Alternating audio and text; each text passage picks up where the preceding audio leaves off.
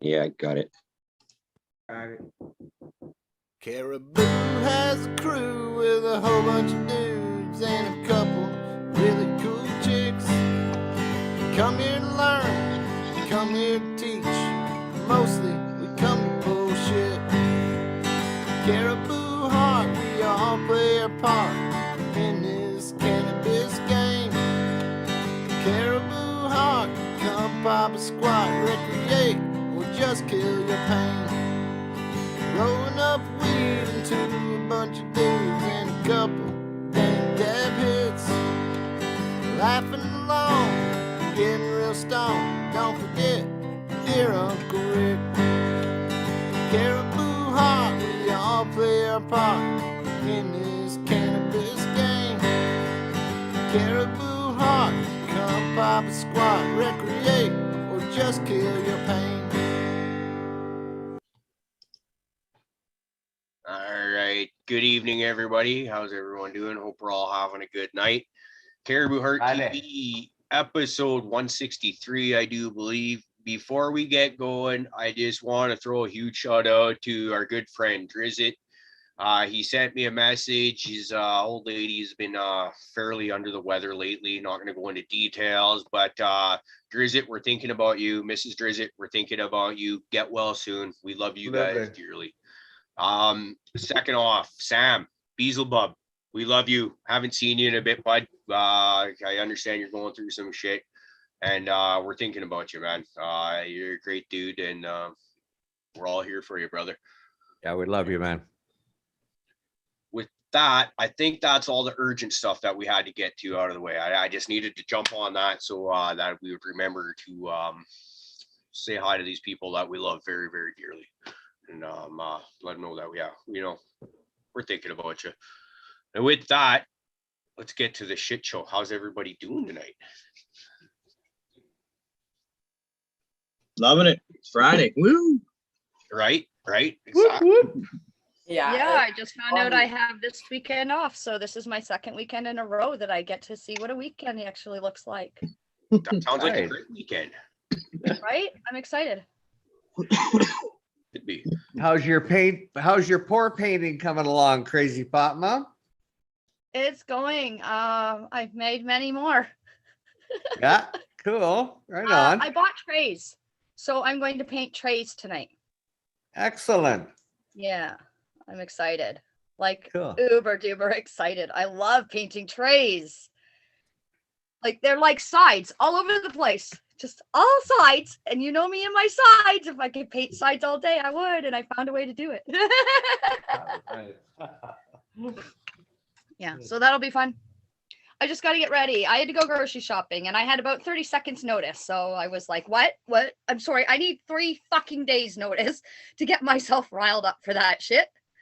So I'm not in my right head frame to paint right at the moment, but I'll be there soon. I'm smoking my way there. Good. Like to hear. Let's go around the table. Say hi to everybody. Raider, it's not too often that we get you showing your pretty face on here. How you doing, brother? It's great to see you, man. Doing good, man. Just chilling here.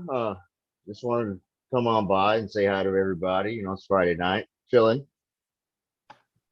Well, we appreciate you hanging out. And See you, man. Us, man. What a lot of people I don't think they realize is that it's not uncommon for you to actually hang out on the panel on Friday nights. Just usually got your camera off or you're off camera or whatever, right? So not visible to them on YouTube, but keeping an eye on chat and all that good stuff. So posting up the links, which I've as soon as I can get to the YouTube open up, I guess I should do that so I can start letting people in myself.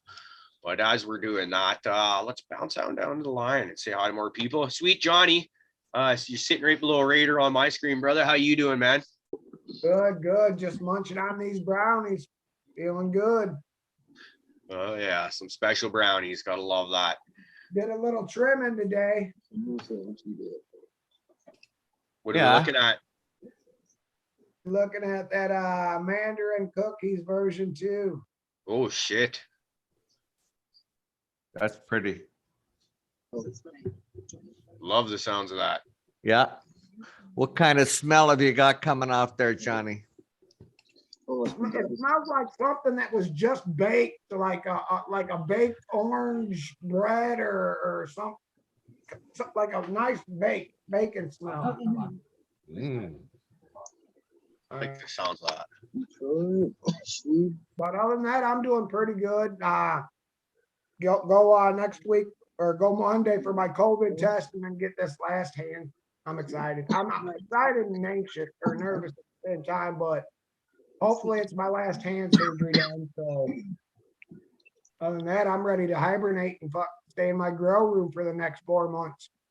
I wish. I was just having, I can't remember who it was, but having basically that same conversation with someone yesterday about working in the snow and the cold. It's like, no, I just want to hang out in the grow room where it's constantly about 24, 25 degrees and yeah, delightful. I'm going to reach out to you within the next few days here, depending on what your weekend looks like. See if we can get that 1-to-1 ratio episode that we've been wanting to do. It's looking to do that for about a week and a half now, but schedules haven't lined up. But we're heading into my slow season, so I'll be able to. We'll make it happen soon, buddy. Sounds good. I'll be around a lot more. Awesome. All right, let's kick it around down the line to Paula. I see her smoking a big fat joint right there. What are you smoking on, Paula? A Galaxy Moon Rock, a blueberry flavor. So it's it's like a fuzzy joint, as Ottawa Valley Girl usually says. But man, it's awesome. Like I bought one last night and I had to go back and buy 3 more today. So it was a really nice little compact little joint. I like it. Awesome. I like that. Hi, how are y'all tonight though? Well, doing good. I'm coming off a really good day I had today. I was at work and just kind of we're at our gathering area where we got our trucks fired up and ready for the day, and a call saying that my daughter's sick. So she ended up coming to work with me. She just had a cough, right? She's not sick throwing up, but she got a bit of a cough, cold going on with that, so she can't go to school. And so like I've got an interesting job. We're constantly cutting trees, we're using booms and working in and around power lines. She's never come to work with me before. So it was, and she has seen me work. She's been around while I've done tree work before, but never actually had an at-work situation like that. So there was it was a really cool day. Managed to have a Johnny for a little bit there, and now I'm just like, fuck yeah, let's do this tonight. I've been wanting this. I've been needing this. It's old Hank had a saying, it's been a long, hard road, and it's kind of feels like it's been one of those weeks. So, it just seems like time. Let's do it. Let's bounce on down the line. Before I get to the dab frog, which is coming soon here, people, I want to say hello to everybody so that we don't start skipping people. G-Bay and Mrs. G-Bay, I'm looking at you. How are you guys doing?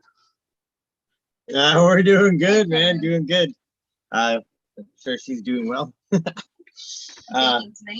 Yeah, she's been baking up a storm here with the Christmas goodies, so that's pretty awesome. House smells like a gingerbread. I've been giving her again, just a burning rod, as they'd say, right? So yep. I'm glad to be here with you guys again. You guys are, I don't know if you guys know it, all of you included are my new friends. I don't go out anymore. I'm a loser. I stay home. But I look forward to being here with you guys on Friday nights. So, hey man, you're yeah, always welcome, man. We're down. You guys have tamed the beast. This is had a pretty good conversation in the pre-show about kind of this is life now, where it's not even a COVID thing. It's just growing up and quitting drinking and stuff like that. So instead of going out to bars or pubs or whatever you might typically do, we're gonna hang out and just you can hang out with a lot of good people, man. Like how many people? What is it? 21 people we had on here at one point in time that one night. That's a good time. You party and you don't have to necessarily be up and about to have a good time, party-ish type atmosphere, in my opinion. This is fun. Drinks are still welcome, right? Just not like 25 of them at a time. So, Well, yeah, the best part is if you do get that sloppy drunk who's falling all over the place, we just shut them down and they go away for the night. You don't have to deal with it. Just point you let me ramble on like you did a few months ago. Yeah. Great time. Okay, so I have to share this. I'm sorry to interrupt, but this right here is 108 grams of keef. Holy. My son's like, can you weigh this up for me, please? He knows I have a container with nothing in it. So it's the same one. Yeah, 108 grams. Wow. Wow. That's impressive. Yeah, get some saran wrap and a hot water wine bottle. Get to work. All right, I know. Make me some fucking hash balls, boy. What So, the fuck you doing? Yeah. All right, let's bounce on down to Uncle Rick, but only because he looks like he's busy and I want to fuck with him. Rick, how you doing, brother? Busted. Oh, I'm doing good, but can't find all my my gimmicks, my toys, I got one of these glass screens for the bottom of my new machine here, and it doesn't fit. God damn it. But that's okay. We'll improvise. We'll figure it out. Great to see everybody. Great to have you, Rick. We love you, man. Let's see. Green Goddess, did we talk to you yet? Or are we ignoring you up to this point in time? It's starting to lose track. No, I'm good. I'm definitely glad it's Friday. I am exhausted. Clearly. I hear that. Thank fucking God. I wanted to say hi to Prophet. I can't tell if he's still there, if he fucked off or not. But I'm sure he'll come and talk lots He's here shortly anyways. I think his snake got him. DP looks like he's off doing his thing, working. Oh, Prophet's back. But it's too late, Prophet. You're on mute for the night, bud. God, how you doing, man? You don't get the night off. Fuck that. Just told me I was on mute, man. How you doing tonight? I'm doing good. How you guys doing? Doing really good. Doing really good. So glad it's fucking Friday, man. I hear that. Like, we need it. Can't wait till I get rid of you fucking people, eat a bowl of ramen, and call it a night. But no, we'll have fun. Yeah, it's gonna be a great night. I can just feel it. Yeah. So with that, I believe we've talked to everyone. Well, DP will get here when he gets. No, we got Tara Love. Tara, did I skip you? Totally. Oh man. Okay. Tara Love. I am sorry, Tara. It's okay. It's How okay. you I was doing being tonight? quiet over here anyways. It doesn't Oh no, matter. you should just barge in and say, "Hey, motherfucker, don't forget about me over here." Yeah, fair enough. Nothing really going on in this corner. Just smoking on some Strawana. It's called Strawana. Weird these strain names. Anyways, yeah, it's pretty good. It's an indica, and that's pretty much it. Yeah. Oh. Doing good. Really look forward to Fridays. Glad to see everybody. Awesome. Glad to see you too. Thanks for joining us. And as we were discussing in the pre-show, yeah, you've got some beans coming your way. So glad to get those, see what you can do with those. And so in like, this is like, I probably deserve a medal or something like that. But all the beans that we gave away on that was Sunday's show, have already been sent out and mailed out. That's fucking, I don't think that's ever happened where all of them got sent out. Because usually what'll happen is there's a couple times where I think it was Noof when he won his, I didn't get a hold of him, couldn't get a hold of him for his address when everything else went out. And the fucking poor guy waited like 6 months because that was how long it took me to get more fucking beans on the go because I'm just terrible like that. But now I actually feel pretty good about myself. Just checking shipping orders there. Fluff's order that he sent up this way. That's actually in the country now, so that could potentially be in town as early as tomorrow. That would be amazing. It's exciting times. So what do y'all figure? Should we think about maybe firing up a dab frog? I'm thinking. I don't even think that's a question. I think that it's just a given that we're gonna. Well, I was kind of running out of shit to say though, and I was looking for a segue because instead of just like completely clamming up, saying nothing, and then it taking 45 seconds to a minute to get the dab frog going. So instead of just mumble and babble like an idiot.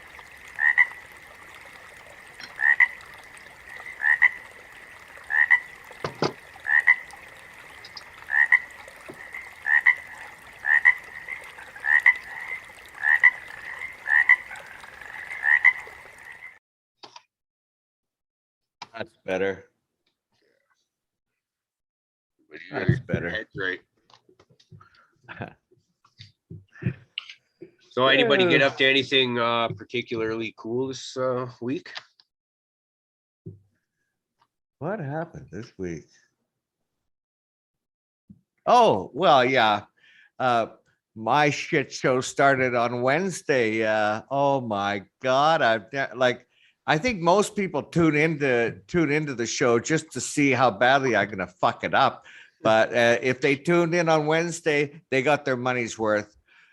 Somehow I got myself into the wrong channel, and every time I was kind of sort of successful in getting it started, then it gave me another 10 minutes, and I had to stop and start over again. Oh my God, it was pretty. I think he was he wasn't signed into his pro account. He was in like the free one, so it kept giving us like only a half an hour.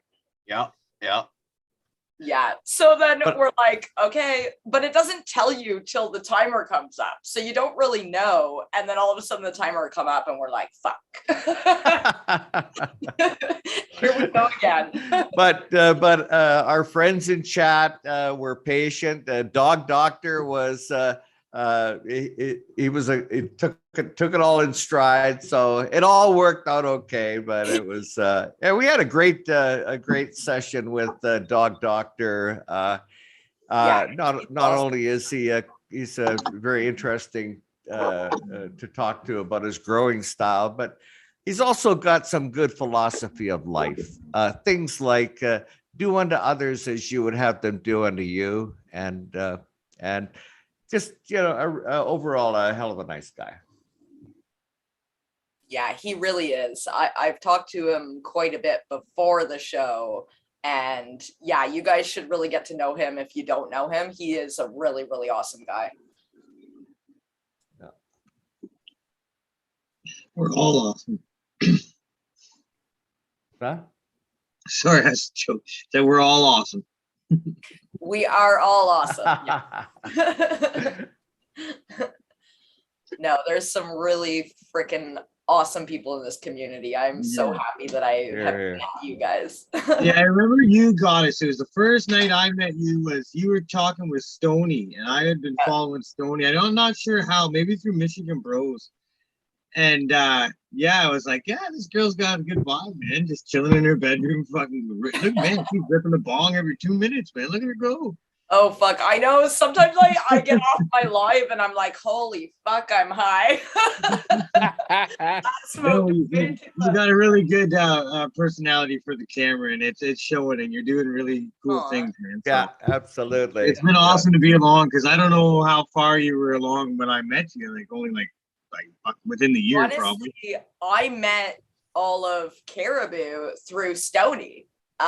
So it wasn't really that long ago. Like, he was like, you got to check out this show. I watch them all the time. And, it took me a couple episodes to kind of get to know some personalities, but yeah, you guys are awesome. As soon as I got to know you guys a little bit, I couldn't stop watching. Yeah, well, you're in too deep now, so. I am. Yeah, we're glad to have you. That's kind of you were one of the, like, every once in a while you'll get a guest come on that kind of just like shocks you. You'll think they're coming on and it's going to be typical stoner talk with a bit of knowledge interspersed, and then you get someone that just comes on, it just drops fucking knowledge on you. You're just like, wow, jaw hits the ground type shit, and you were definitely one of those people. It's like, see, and that's the way I feel about you guys, because I'm like, I don't know a lot about growing, so when I'm watching like you guys talking about growing and like all these different things that I'm learning, it's super cool, man. That's why we make such good friends, because you're the other side. You're more of the retail outlet kind of, the connection to the public. there's certain uses for a lot of these different products where we're just like, fuck, I grow dank weed, I can smoke big bowls. Totally. Totally. Yeah. Yeah, that's what I recall when we first met. Green Goddess was your knowledge of the medicinal side of cannabis and all the different. So I wanted to ask if, and I was thinking about asking you, but I'll put it out to everybody, the chat, the panel. I'm just curious about terpenes, terpene profiles, terpene smells, and how those particular terpenes are associated to what medical benefits normally, like for example, say the pine terpene, what medical benefit does that terpene like? Is there some relationships there we can talk about? Yeah, there totally is. I don't have everything memorized, but it's all available online. So like if you look, some of them are better for anxiety, some are better for inflammation, some are better for pain, some are more sedative, so help you sleep. So yeah, they're definitely, that's why I am big on terpenes. People come into the store and they're like, I need the highest THC you've got. And it's like, wait a minute, like, what are you looking to do here? Because highest THC doesn't mean you're going to be higher than the 17%. You know, it all depends. And everybody's different too. Like I could smoke, we talked briefly about this. I could smoke, say, Gorilla Glue number 4, and you smoke Gorilla Glue number 4, and like you're like, oh, I love it, like it's great, where I didn't feel anything off of it, right? And that is where the terpenes come in, because we all have an endocannabinoid system in our body. So when you take any cannabis in your system, it goes to those receptors. So like any other chemistry, yours is different than, you know, Profits, and Profits is different than Caribou's.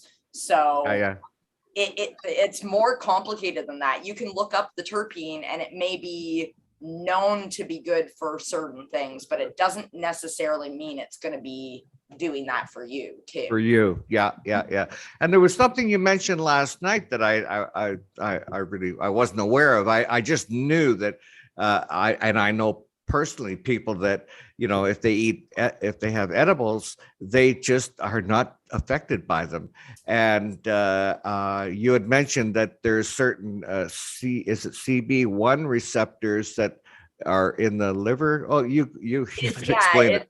It's people are missing an enzyme in their liver, so they yeah. don't metabolize it properly. So they could eat like 2,000 milligrams and they won't feel it at all.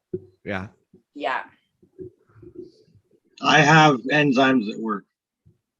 So do I, thank God. Yeah. They're good. I've found that a few times.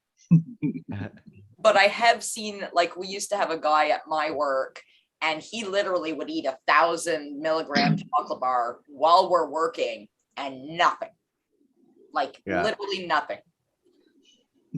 Yep, I had the same problem the other day. I was eating Paula's like they're fucking nothing, and Solo Breezy was off his ever fucking mind. Like, oh, come on, please, this time work. I had fucking high hopes. No, I'm like 1% that fucking doesn't get high from edibles, and it sucks. Sorry to hear. Sorry, I was just gonna tell you that I found a really nice terpene chart. If you want me to post it up later. Or even, would you mind just talking about it a little bit, describing some? Well, it describes the terpene, like linalool, for example. It'll give you the effect calming, medical applications, sleep aid, anti-inflammatory, anti-anxiety. The smell is citrus or floral, and strains like Skywalker OG, Lavender Kush, and LA Confidential. So, and it lists them all, and then it gives you all the information. I found this on Pinterest, believe it or not. It's a neat visual. A friend of mine brought me this. It's just from a dispensary. It's I guess Edison is a one of the LPs in Canada, but it folds out like a honeycomb kind of thing. Yeah. And each one has oh sorry, wrong side. So that's limonene and terpeline or terpenoline. And then there's a peel sticker where you can get the actual scent. And then on the inside, it doesn't give you the effects, but it gives you a vaporization range, which I found neat. Oh, yeah. So this was the company Edison. This is in Canada, so I guess you could look that up. Maybe they might have it on their website. But a friend of mine grabbed these. He thought I'd like it, which I do. Did you when I was you brought it into the screen there was one, it said, it mentioned something when you were talking about the temperature ranges. Now, was that a specific temperature? Was that a specific temperature, or was that in centigrade and Fahrenheit? I can't. It says it's both 130 or 260 Fahrenheit. Okay. Then it says, for instance, this one says caryophyllene or caryophyllene, or however you pronounce that. Where are we here? There's the camera, right? Yeah. So, and then it's got a neat little peel spot. It says peel here. So I give it a little. Ooh. Okay, bring it closer to the screen. Smell it, guys. Yeah. Okay. There you go. Oh. Now I've nice. had a distillate cartridge that smells like that, identical before. That's neat. But it says pepper, woodsy, cloves, naturally occurring in cinnamon, black pepper, and cloves, and a vaporization range. But that's it. So it's not that useful. It's more gimmicky, but it's kind of neat nonetheless. Little conversation piece, right? Yeah. So that temperature that 130 centigrade, that is the optimal temperature, obviously. Yeah. Yeah. That's interesting. And then it just says, what are terpenes? Terpenes exist in every single plant in nature. They're the aromatic oils responsible for a plant's scent. In humans, terpenes are believed capable of producing effects on the body and mind. Each strain in the Edison family bears its own distinct aroma profile. There you go. There's a little pitch to these guys. Just an LP in Canada. I don't really shop with them, so but whatever. Kind of neat. So somebody was asking in chat what the enzyme is. So I just pulled something up real quick so I could kind of explain. So what it is it's a certain gene that some people have, and it controls your enzymes. So basically what happens, the gene is called CPY2C9. So basically what'll happen is it can be two different things. It can either be you're metabolizing it so slow that it just doesn't do anything, or the opposite, you're metabolizing it so quick that it doesn't do anything. And I will say that when I first started taking RSO, I have a really high metabolism, and I would literally take the RSO and I would only feel it for like a couple hours and it'd be gone.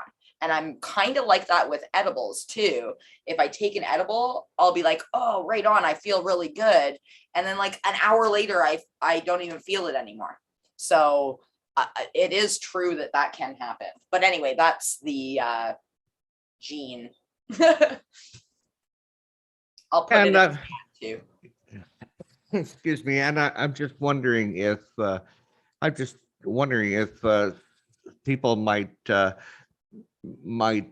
be unaffected by edibles, yet maybe they could all be affected by RSO, or do you think if they don't get a feeling from one, they probably won't? Nope. Tara dosed me the day I was over there and kept going until I left. Not a damn thing. With RSO? Yeah, people are having a lot of fun with me Yeah, lately. we had RSO. Because they're like, no, we will get you this fucking high. And I'm like, no, you kind of won't. If you take it a certain way, it will. if you're eating it and swallowing it, you're gonna digest it. So it's not gonna work. Just like So what are you suggesting? Oh, you're gonna have to boof it. did it. I'm wondering what the fuck Do she's that, asking. or if you I was sit it thinking- under your tongue and just let it, it's gonna taste gross and it's not gonna be. Oh, Tara, I would die. Tara, I don't love you that much. I know, but then it's Add going that right shit. into your bloodstream, and it's bypassing your liver. Okay. Yeah, yeah. Okay. So yeah, like Ah. I'm either tortured to death just to get that, or I'm just over it. Okay, no worries. You can stick it in your butt within the Yeah, so they keep telling me. I Yes. leave that up to the other goofers on the panel. Works out fine. Would a tincture, like a high potency tincture sublingually under the tongue, like you were mentioning, that's probably would that bypass the liver? Like, Yes. I've never done that. I'm Anything not- sublingually, you're bypassing because you're going straight through and into your bloodstream. yeah, But high potency tincture under the tongue. Ooh. tinctures aren't meant to get high. So Yeah. you would have to get like a really, really high dose, and you'd probably have to take a lot to get a high from it. Yeah, it tastes bad. Tyler Shrube is suggesting ingesting with lemon juice. What are our thoughts on that? I know it works great with mushrooms. That was the second time I've heard about lemons today. Well, hey, you don't get lips like this from Possible. sucking lemons, let me tell you. Yeah. There, now that's 3 times. Oh, Uncle Rick. We just bought some lemons like yesterday or the day before. I think now I want to see if we have anything to eat and eat lemons at the same time. My buddy took some of Paula's awesome sugar and made some infused lemonade today. That's what we were up to, and that's the first time she heard about the lemons. He was trying different ingredients in lemonade and made it with the sugar. Apparently came out really, really good. So Right on. I started a jar full of fucking to make some sugar with. Never clear in there. What's the what is the recipe? You'd have to talk to Paul about that. I haven't gotten there yet. It's spinach and sugar, and you just gotta kind of mix the Cook it off. sugar until it's like a wet sand kind of texture, you know, and then you spread that onto a cookie sheet. And the way I did it was I stuck it in a toaster oven and let it go for like 10-15 minutes, like 250, and pull it out. And then I would basically like chop it up back into granules and spread it out more and stuff like that, put it back in until by the time I took it out, it was like dry enough and back to almost sugar consistency. That's how I did it. I mean, you could ask Paula. She's back. Yeah, right on. Paula's Yeah, back. yeah, Paula, yeah, could you give sorry. us? Yeah, I use a lot, almost I'm trying to think, one cup and a quarter to 1 cup of sugar, and so it's really soupy and really beachy, and I use a deep glass baking dish instead of a cookie sheet.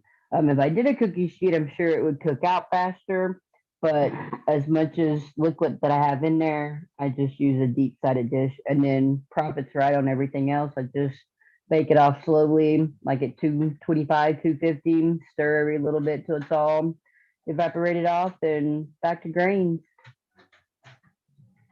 Oh yeah. Paula, we love you dearly, but rule number 5 is profit is never, ever right. So even if he is, we still tell him he's wrong because we can't let him have that satisfaction. Oh, we gotta stroke the ego every now and then, right? No, not every now and then, at all times, because otherwise he'll just run rampant and we won't be able to handle it. Kind of right. I tried, Prophet. I tried. Shit goes right to my head, man. Fucked I up. know, that's what I'm saying. Are we gonna get a Christmas story, Prophet? Oh, shit. No, it's not Christmas. 12 days of Christmas? No. Green Like goddess, the green you people. remembered. You remembered. We'll let them pick a book maybe next Friday. Yeah, I'm I trying think to Green find one. Goddess man. might have some for us. Oh, That would be Okay, cool. Prophet, you're doing a horrible job at story time. I'm pretty sure you've I'm missed a little every Friday. busy, all right. I don't have Story time to lallygag in the library. I actually did remember, which I'm surprised because my brain is like a mush. I have so much to remember all the time. So this is the first one. It's called Little Robbie Ladybug and the Green Muskegee Patch. So this is for little kids to explain cannabis. So Muskegee in my native language means cannabis, just so everybody knows. All right. Oh my God, do I have to read the whole thing? Okay. Absolutely. Okay. You step into? Little Robbie Ladybug came home to the green Muskegee patch after school one day, but he didn't look happy. Robbie's mom was worried about him and said, "Hi, Robbie, how was school today?" "Mama, why do we live in the green Muskegee patch?" asked Robbie. "Well, we live here in the green Muskegee so we can work to keep the plants nice and healthy. Why do you ask?" Oh my God, this is going to take forever. Jimmy Bumblebee We got told time. me that Mom and Dad said that green Muskegee plants are bad and they make some bugs do crazy things. He said that you and Daddy and I must be bad bugs if we're helping with green Muskegee. "What do you think, Robbie? Do you think we're bad bugs?" asked Mama. "No, I don't. I know that you and Daddy and all the other ladybugs work hard to keep the plants safe. But why would Jimmy say those things?" "Well, Robbie, a long time ago, some important people thought that green Muskegee was bad, so they brought in a rule called a law that said no one could use green Muskegee. They thought that the green Muskegee made people do silly things. They were afraid that the green Muskegee plants would be dangerous for anyone to use. Now, that rule has changed because some other important people came to see that green Muskegee isn't a bad plant. It was put here by the Creator to help us. Maybe Jimmy Bumblebee and his parents still think that the plants are bad for everyone. But Mama, how do you know that the plants are okay for people to use? Who told you they were safe?" asked Robbie. "Grandmother and grandfather, Ladybug, and all our families have worked for so long in the green Muskegee field that they know better than anyone how good the plants can be. Why don't we go and talk to them about it? They will have the answer to all your questions because they are very wise." I'll just show you the pictures here. It's kind of cute. Okay. Kiki's gonna be my new. so much. I We're love gonna be this. spreading it across. It's the country actually right now. like these books are really well written and they're like perfect to show and explain, and try to get people to not think of it in the way that they think of it. I want to look at for our kids. So Robbie and Mama flew over to see grandmother and grandfather. As they landed, grandmother said, "Oh my goodness, look who's here, grandfather. Robbie has come for a visit. I'm so happy to see you, Robbie," said grandmother as she wrapped her wings around him. "How are you doing today?" "I'm very confused, grandmother," said Robbie. "My friend said that green Muskegee plants are bad, but Mama says they're not. Do you know why our plants are helpful to others?" "Ah," said grandmother and grandfather together. "We can help you with this question," said grandfather. "We have been working on green Muskegee leaves for a very long time, and we've seen the good the plants can do." "But how are the plants helpful, grandmother?" asked Robbie. "I'm going to let grandfather answer that for you. He knows all about it." "I sure do," said grandfather. "I use it myself. You see, these old wings of mine don't work like they did when I was a young bug. Sometimes when we get older, our bodies hurt more than they used to. When I use some green Muskegee, my wings don't hurt. It makes me feel so much better that I can fly around the patch again and see how the work is going." Okay, I'm sorry. I must be in the wrong fucking chat thing here. Sorry, guys. Where am I? The interrupted Is this story fucking- time. What the fuck, Stoney? What is this, Sesame fucking Street today? Story time. Don't interrupt story time. I'm like fucking. I'm expecting titties and ass and vaginas and whores and It's a cute maybe story. even Prophet's mom. I mean, fuck. But this book. It's almost All right. done. That was the highlight of the show right there. And plus, Sorry, it I gave didn't you a mean to chance cut it run off, to the but man, bathroom I'm and like- go pee.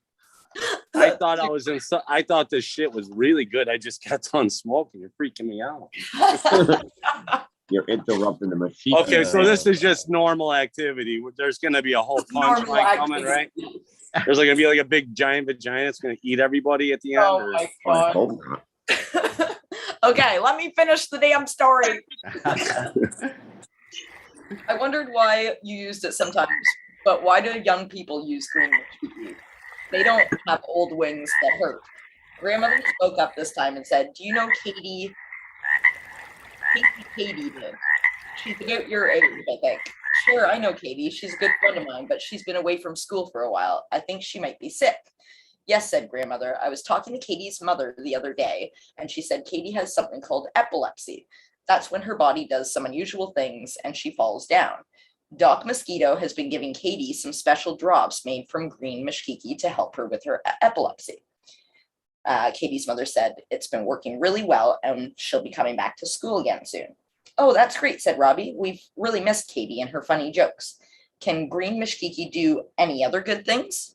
It sure can, Robbie, said grandmother. Your Aunt Ruby has always been really nervous to go outside of her nest.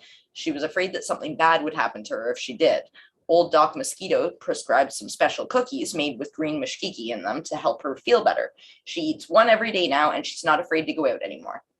I saw her at a ladybug reunion last week, and she didn't look afraid at all. She was dancing up a storm and smiling all the time, said Robbie. I like Aunt Ruby. I'm glad she comes out of her nest now. Yes, Robbie, green mashkiki is a good thing, and we are so proud and lucky to be able to use it. That's why our jobs here in the green mashkiki patch are important. So many others are relying on us to keep their medicine safe. Well, Robbie, said Mama, do you understand now?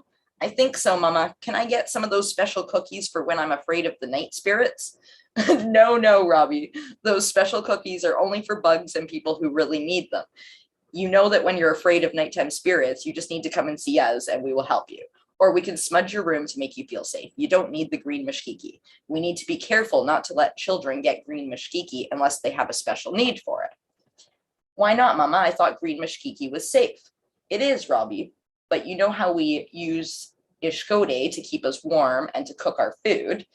Yes, said Robbie, looking even more confused. But what does that have anything to do with green mashkiki? Well, said Mama, we would never let you play with ishkode, but that doesn't mean it's not useful. Ishkode, like green mashkiki, can be something that's good for everyone, but only if it's used carefully. Besides, said grandmother, I can only make you special cookies that don't have green. Besides, I can make you special cookies that don't have green mashkiki in them, and you'll be very happy with them. The chocolate chip ones I like? You bet. Okay, said Robbie, but one more question. How can I explain to Jimmy Bumblebee that we aren't really bad bugs and that green mashkiki can be good?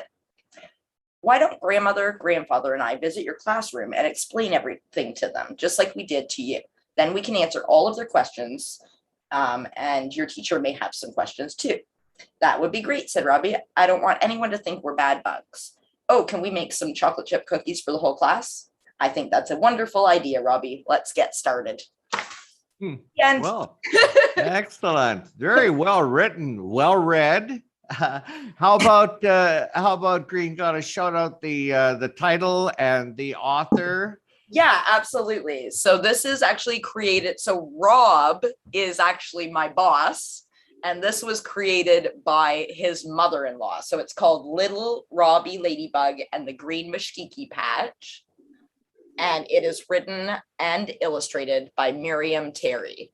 She is really awesome. And then we'll save the other ones for another night, but there's two more. Aww. Oh, I need that in my life. I think that's the coolest book I've heard in a long time. Absolutely. Yeah. So if Yeah. anybody wants a copy of any of the books, just let me know. I'd be more than happy to send you guys one. Hey, Yeah, I will think be that- messaging you. I've got to have them. I have like 8 grandchildren. That would be amazing. And I think- like it's so good the way they explain it, right? Like it's just really cool. It is. I Thank think you. that's I the first appreciate time that. the panel paid attention. I can't believe you guys were so quiet. I'm like, this is taking forever. Reading. Well, it was good, but also it gave me a chance to go pee because I was like holding it for a while, you know, and it got to go, but you're having fun, having a good conversation or whatever. And you're like, I don't want to get up and leave. So I was like, Oh, okay, okay, well, So so Green Goddess, you're gonna have to tell the story again for Caribou. He missed it. He was too busy for you. fair enough. Hey, Dog Doctor, good to see you in the house. Had a great time the other night. yeah, me too. Yeah. I was going back, Tyler was also mentioning, like he had mentioned the lemon juice, and he mentioned that it's the same principle as with mushrooms, but with mushrooms, it breaks down the cell walls, allowing more of the psychoactive components to be taken up in a shorter time. So I've also heard from a couple people that for fungus gnats, you can put some lemons or some limes in your pot. I just heard that the other day. Yeah. Anybody else ever heard that? I've not heard that, but it doesn't surprise me because stuff like mosquitoes don't not like citrusy plants. So there's the commonality there, right? Yeah, yeah, Bro. So that could make sense. Could be something. that makes sense. I think I've heard stuff like lemongrass is another good one to have around for same kind of purposes. So it's Sometimes people are debating that, well, gee, if you're putting that kind of stuff into the, you know, those oils and so on into your soil, is it going to get into the root system and will you taste any of that in the plant? I don't know. I've heard the same stories, but I kind of wonder because like someone basically put it to me this way. You look at like take an organic gardener is a perfect example. They literally dump shit on top of these plants to fertilize them and stuff. And you don't taste that, right? You actually get the better, more better well-rounded terpene profiles out of them from doing stuff like the microbials. So I kind of really wonder about that. But then again, there is people that can tell you that you've used molasses or too much molasses or too much worm castings if you grow. I've heard about this. I'm not one of these people, but I've heard. So maybe there is. But here's one that we were just talking about before you were asking, Rick. What I'm really curious at, and I want to ask before I lose this thought, is we're just talking about like citrusy type plants. Seem to deter mosquitoes and maybe some fungus gnats as well. What about citrusy strains? Does anybody notice anything like that where citrusy strains are maybe a little bit more likely to be pest resistant? It makes sense. No? Yeah, I would think so. I didn't notice it. I was growing orange kush cake. That's pretty citrusy.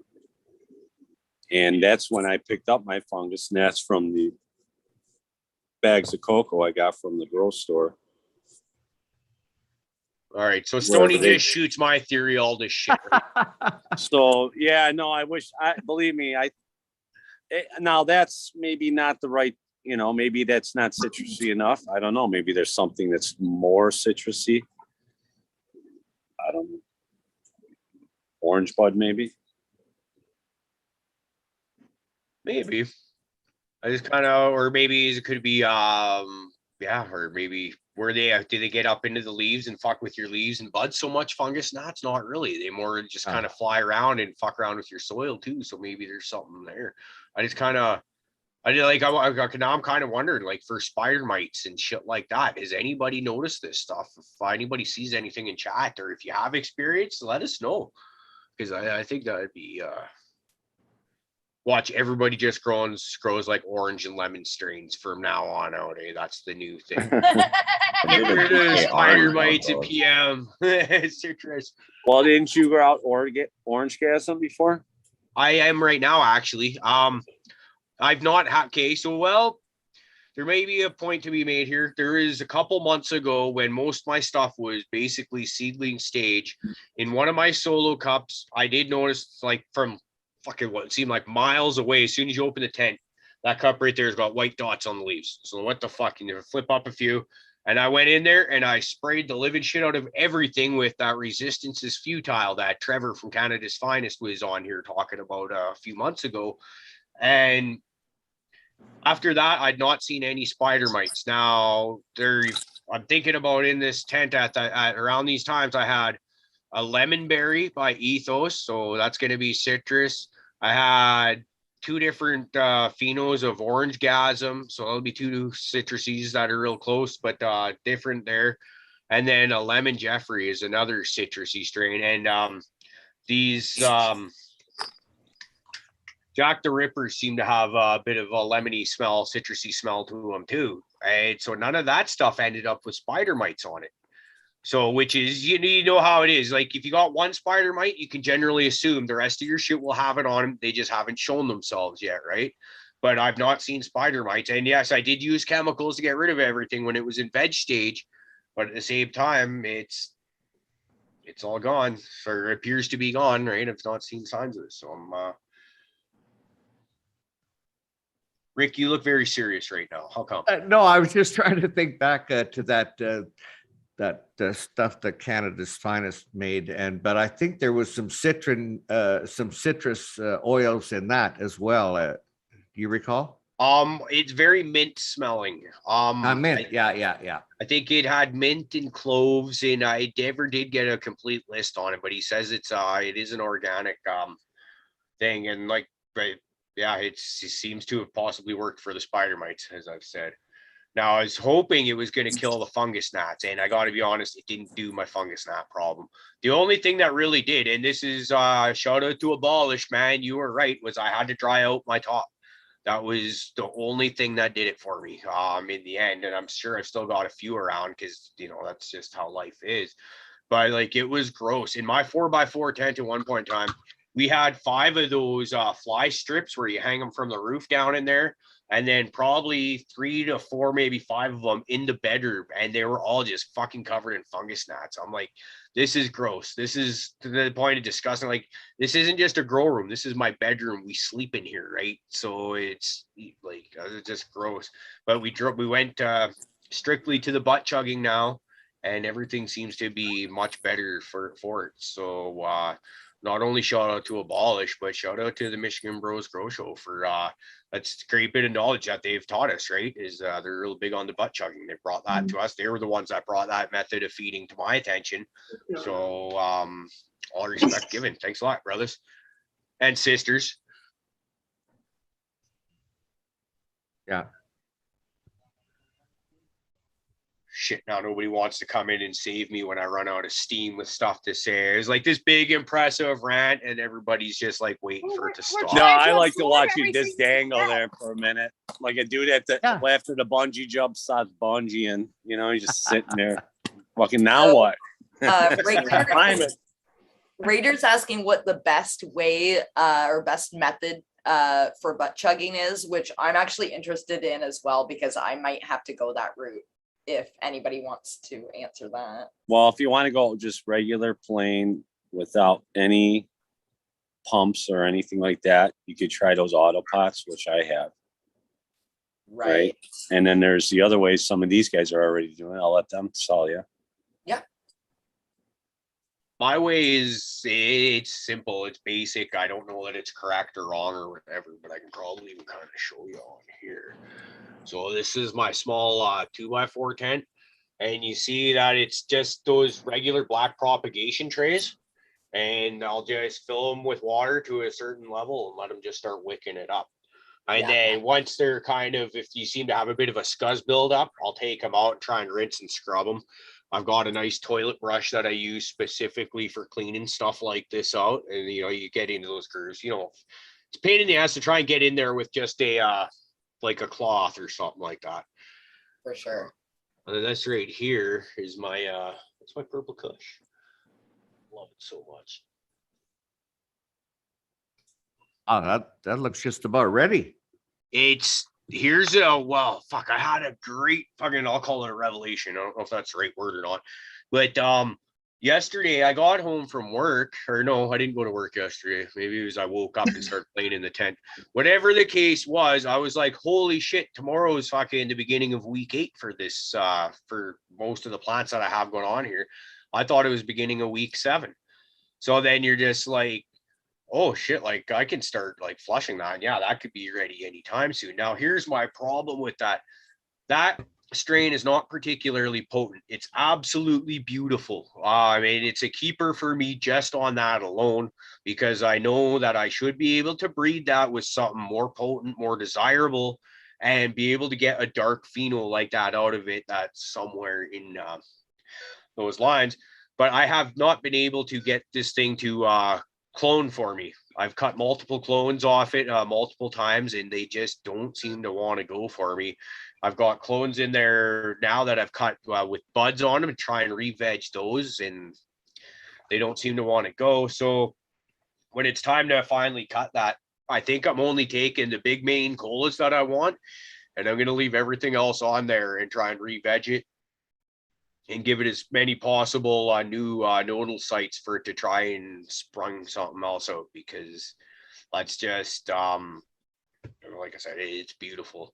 And then I think one of the first things I'll be doing the blueberry butchers here, popping those probably Christmas Day. And then maybe if they're here as well, the Saka souffles. And then I think that purple Kush and the Saku souffles are going to be the first of the thing I'm going to do for fluff, the fluffy cake strain. But I think I want to find something else to cross that to, the souffles and the purple Kush, take the good one, male or female, from that and find something else to do. It's going to be a long process, but it's going to be a lot of fun for me, because I'll get to fucking get all fanatical and fucking, play around and just have fun with it. It's just, that's my pleasure. Stoney's like, yeah, hang there again, motherfucker. I'm just going to be quiet when you shut up. Tony, how you doing, buddy? Hey, just something that's on my mind. I knew this was going to be bad, and then you said, buddy. Go ahead. It's not a big deal, but I'm just curious that Larry's using Etsy or Etsy for his all of his merch. We talked about that. I don't know if you talked to him about it, but I'm just curious I wonder why he's doing that. Does it, if you're on that platform, does it give you a wider audience to possibly sell your merchandise? Is that it was because we know one or two other people that were using that platform. Other than that, there's no thought process. It was like, oh, well, they're doing it there. Let's get these things out. Want to get them out. Yeah. So it got pushed out online. Yeah, I did talk to him about looking into some other stuff, whether he has or not. I don't know. I know he's got COVID right now, so he's just trying to recover. No, it sucks. Yeah, no, I noticed iRegion, they use the same platform, and I thought, oh, okay. I didn't understand why, because the merchandise comes straight from Larry. Mm-hmm. So it's just no, the shipping price, right? So the shipping, anytime you ship a shirt to Canada, it's $25, and that's the cheapest rate we could find. Yeah, that's what it was. It wasn't shipped. The SD thing doesn't put the shipping on there. We do. So it's $25 to ship. Yeah. Would that be the same if you were to ship like a bulk order? Say if you had a Canadian distributor, like a buddy in Canada that would take like 10 shirts to, so there's only one $25 shipping? I don't know. I think they weigh it out at the post office because it's not a standard envelope. Once it gets out of the standard envelope here, then they weigh it, Okay, yeah. Well, they'll weigh even a standard envelope if it feels thicker than normal. They'll throw it on the scale, Here too, they just did that to me. It cost me $19 to send something to BC. And you're in Canada, right? I am in Canada. I'm in Ontario. I'm not that freaking far away from who I sent this to.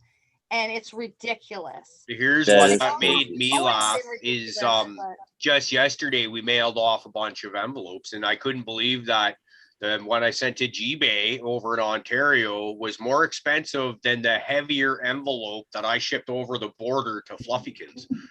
As I think one was like 13 and the other was 19 or something like that. Yeah. Yeah. Would assume that just going over the border Completely would have been screwing us. more expensive, but no. Pretty sure we need to go back to the aviaries, like, pigeons, owls, things of that. I agree, Yeah. because they wouldn't charge me $19 to take my thing to be seen. They just want some good bird food. They might peck at the butt a little bit if you send a little bit of love. Who knows, but The only Pony thing is you couldn't Express. use them for seeds, man. They'll eat the damn seeds, or the other ones will be attacked from the one carrying the Me too. seeds. Have to figure You out have to our build package. some sort- You could use Dutch Passion's got a square metal tin. They See, send their packaging. seeds in. You could put them in Send a there, bird up maybe. with some armor, man. Yeah, I've had seeds sent to me, like, just in an envelope. Super smash is people learn every time. That's what's awesome. Every time you're like, oh well, that doesn't work. Right. How's everybody doing today? Problem. It's most of it's been super busy at the shop. Sorry for the absence and everything. Love all you guys, and awesome seeing you all. Good to see you, Great to DP. see you, brother. Smoking on some Absolutely. dirt poison got me going. Wow. Yeah. I got Crazy this for- pop bomb. That looks pretty cool. That looks Thank really you. neat. Okay, I think like somebody up above just doesn't want me to hook up this fucking inline fan because I bought wire cutters and they're not cutting the fucking wire.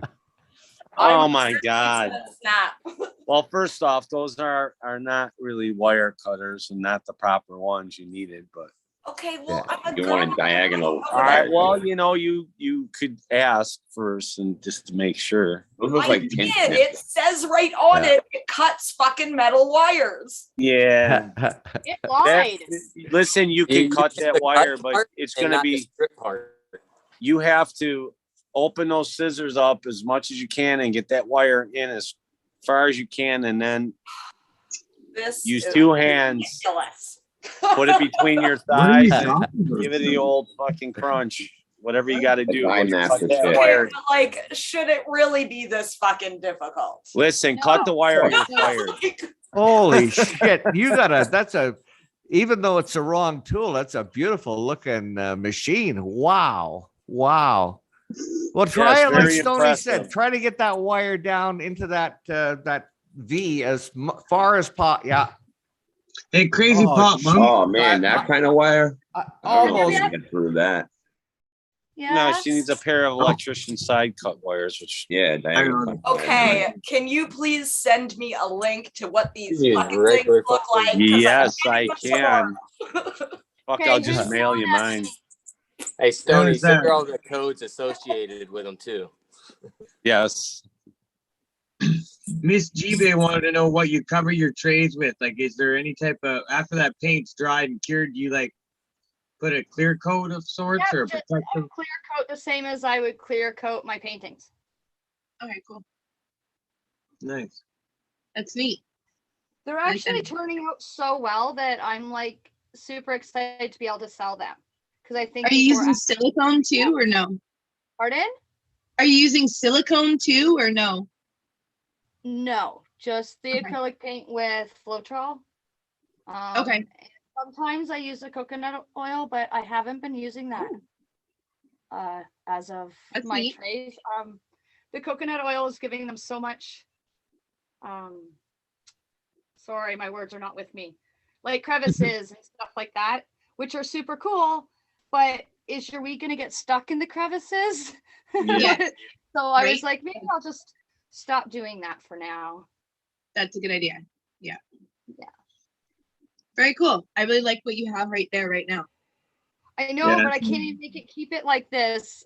Yeah. That's why I was like, why are you talking? Because if you're about to tell me you like something, it's not gonna look like that, and I'm so sorry. Right? Oh, I know. I know. Every time I've done a few pours like that, and same thing. It's like yeah, they change very much. Yeah, Cool. I can try and keep certain things that I like, but for the most part, it's just not going to be there when I'm done. No, we need to see what you do, what the outcome is, though, for sure. Good job. Thank you. Yeah, I am really enjoying it. So I'm glad that this is what I decided to do for my. Yeah, neat idea. Yeah. So I talked to somebody that travels around the States and goes and sees like artists and stuff like that. So he says that I have got something here. And I was like, what? Are you serious? I was Nice. super excited to hear that. Because like if it's not everywhere like I thought it was, then you know. I Yeah. have so yeah, I was excited to talk to him the other day. Good. 'Cause I Glad don't to hear. know very much. I don't know what's out there. I just know what I see online when I look things up. I thought Yeah. I had a brilliant idea and I made this up and everything, and then I look and I'm like, oh, I didn't make this up. Oh shit, I thought I was brilliant. Don't discredit yourself. You're doing really good work. That's what matters. Yeah, exactly. I like that it's not super popular everywhere though, so that kind of gives me a leg up kind of thing. Because it is popular in certain areas, but just not anywhere that my people are. Like none of you were like, oh yeah, that's in every house on the block, or you know what I mean? Like nobody's saying that to me. So I'm excited about that. I am not liking this yellow, everybody. Something unique. No, It's I like really it. nice, but I'm not liking it. So I'm gonna leave it for everybody that might like it. So Our worst critic, my right? son, you've seen the two that I had pulled out. They're all the same, right? But I have one that says indica, and my son's like, you're not painting over that, are you? I go, dude, I bought all the same ones except for that one to paint on. And he's like, but I really like that one. So I'm like, oh, for fuck's sakes. It just says indica on it. Like, are you kidding me? So now I can't paint over one of the trays that I bought to paint over. I'm like, can anybody give me a little bit of a break? I love the yellow. I like that. Pardon? I said I really like the yellow. Oh, thank you. Okay, good. Yeah. It's just me. But I love how it's got so many layers in it. So I really do dig that. Mm-hmm. And I'm liking the blue because it's got the white in it. And it looks Yeah, like an. it separates them. I'm digging that too. I'm trying not to drop the tray. Tara's husband had a brilliant idea. I just forgot to incorporate it this time. I can see it right there. I can't even believe it's that freaking close and I'm not using it. You know the things we put on the back of our phone to hold our phone so we don't drop it? The pop sockets. On the back. Pop sockets.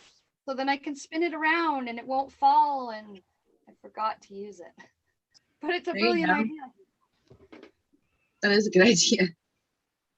Yeah, I was like, oh my God, how do you come up with this stuff? Like, while I'm sleeping, these guys are like being brilliant for me. I wake up and they're like, hey, so check out this. And I made you a song for your, I'm going to paint pots, like grow pots, just the plastic ones, but I'm going to paint them. And her husband has a whole song of crazy pot mom's pots and put your new pot with your pot. And oh my God, he's got like this whole song. It's fucking hilarious. Crazy And pot mom's pot pot. one night. Pot. That's great. Yeah. So I was like, I love my cheerleaders. I wake up in the morning and they're like, okay, so do you want to know what we did while you were sleeping? That's awesome. Oh, I wasn't brilliant enough to think that I might need a paper towel. Anybody close enough to grab me a paper towel? There's enough of yous. Come on. Come on. Uncle Rick's got your back. He's got one. I appreciate it. Here, catch. Right. Those are two. Look, Uncle Rick, I caught. Woo. I can see chatting. That was probably the farthest you've ever thrown paper towels in your life, Uncle Rick. Pretty much. All the way to Ontario.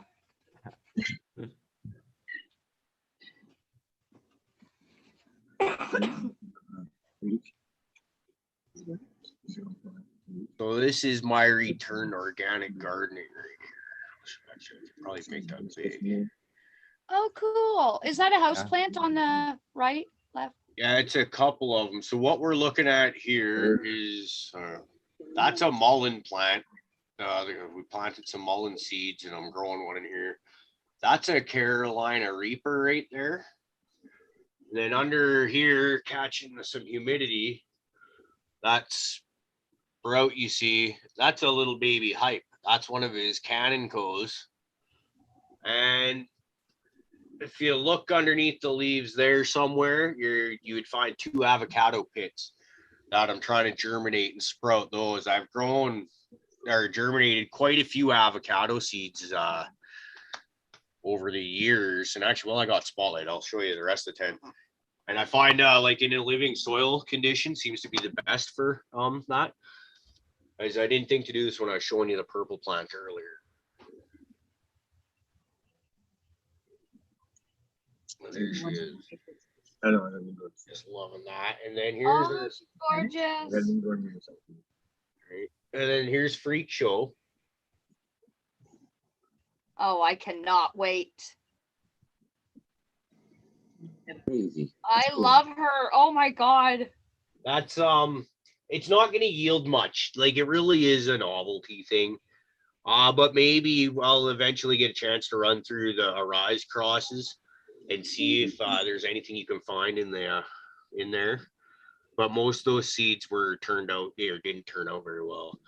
But that's it's nice. And then here's a little Jack the Ripper. Oh, look at the difference in the white and the purple on the other side. I love that. Look at that side by side. That's brilliant. Are they the same age? They're caribou. Yeah. You betcha. So both of those would be 8 weeks as of today, the beginning of 8 weeks.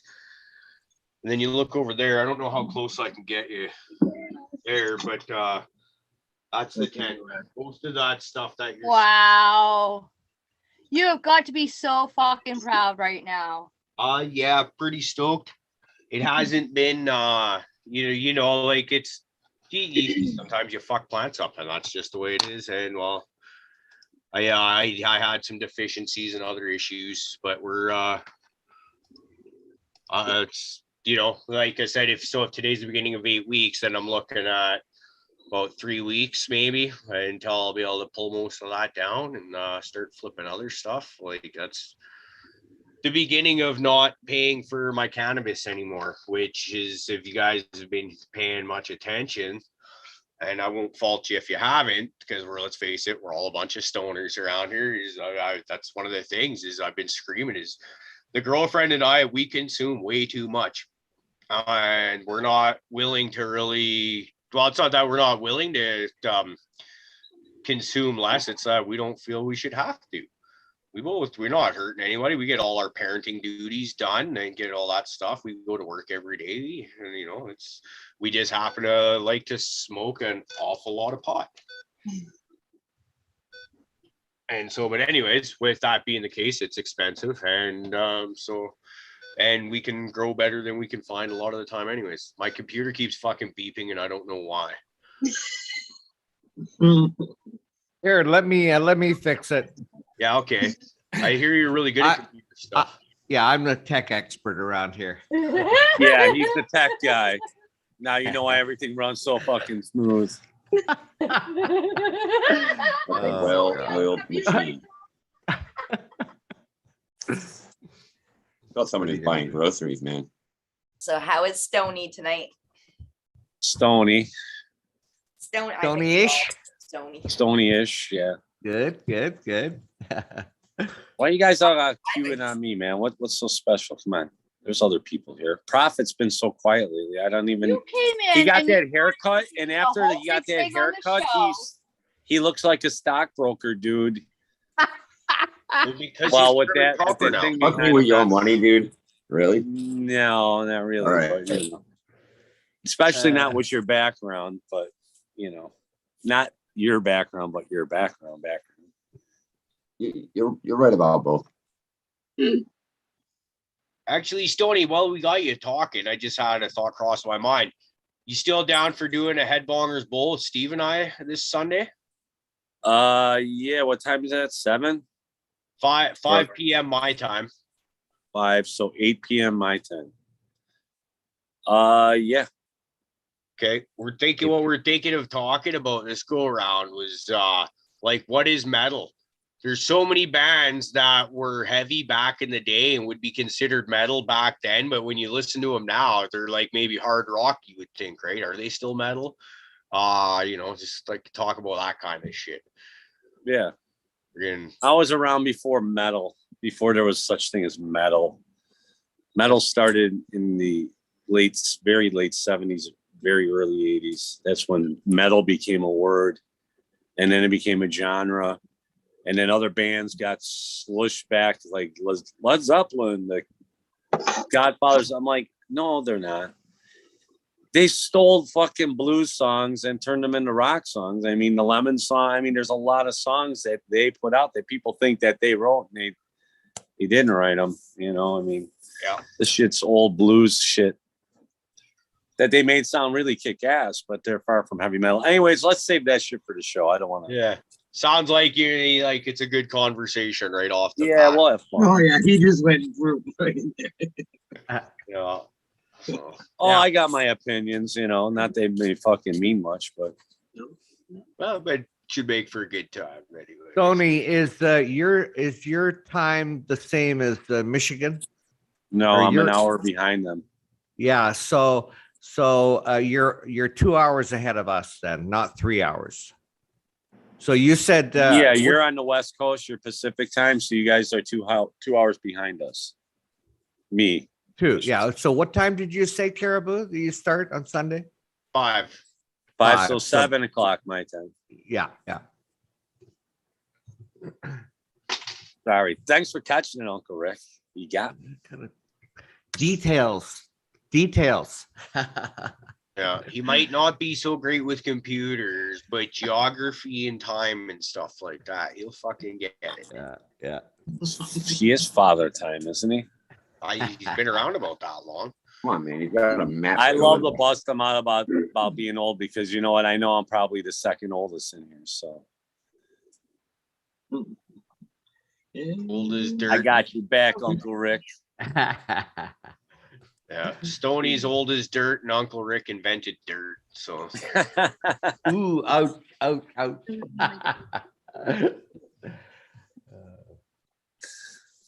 shit. we got chat rocking pretty hard tonight, guys. Oh, yeah. Uh-oh. People having fun. Cheers, Yeah. Lucas. See you in there flirting away with Fluffykins. Fluffy's Oh. over there, yeah. Raider keeping an eye on things. Cheers, chat. Chat. I would love to type, but my fucking type machine is broken. Family Farms in there. Cheers, brother. Lord blue kiss. I butt puckered like a fuck mother when it ripped away. What the hell? The power line ripped away from our house. That's a great way to word that. I like that. Yeah, her blue kiss has a way with words. Yeah. That sucks when that happened though. Look at us all just sitting and reading chat. We should put them on. We'll get in chat and watch them. Yeah. Green Goddess, did you cut that wire? No. Oh, You didn't get it cut? Okay. There is another way, but it really you take the wire and you go like back and forth and back and forth. Oh, And not with that wire. She's not. No, okay. because That wire's like Austin stainless took- steel, dude. It's I gonna be. like Blue Kiss was saying Google it, and I did. And last night on one of the tips of how to cut it was to take a chisel and Yeah. sit it on it and hammer it. Yeah. Yeah. It's not fucking working, people. Like, Oh, nothing no. is cutting this fucking wire. Like, I swear to God, Oh no. somebody does not want me to put this up. G-Bay. Can I make G-Bay. suggestion? G-Bay, get down there and cut it with your damn torch for her, will Torch. ya? Yeah. Holy Yeah. shit. I'm gonna go and buy a fucking chain cutter, is what I'm Hey, gonna G-Bay, do. you can charge money for that. You have a business now. You're legit. She could Hey, pay. She's hey. got cash. There Wait you a go. All the way minute. down there, grinder on. That's it.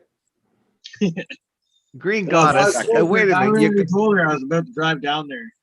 And just fucking you do get have it a done. torch there, Green Goddess. Maybe you can fire that. I don't want you to burn the house down, but maybe you can fire up your torch and do it that way. Can you remind me exactly what the purpose of this cable you're trying to cut is?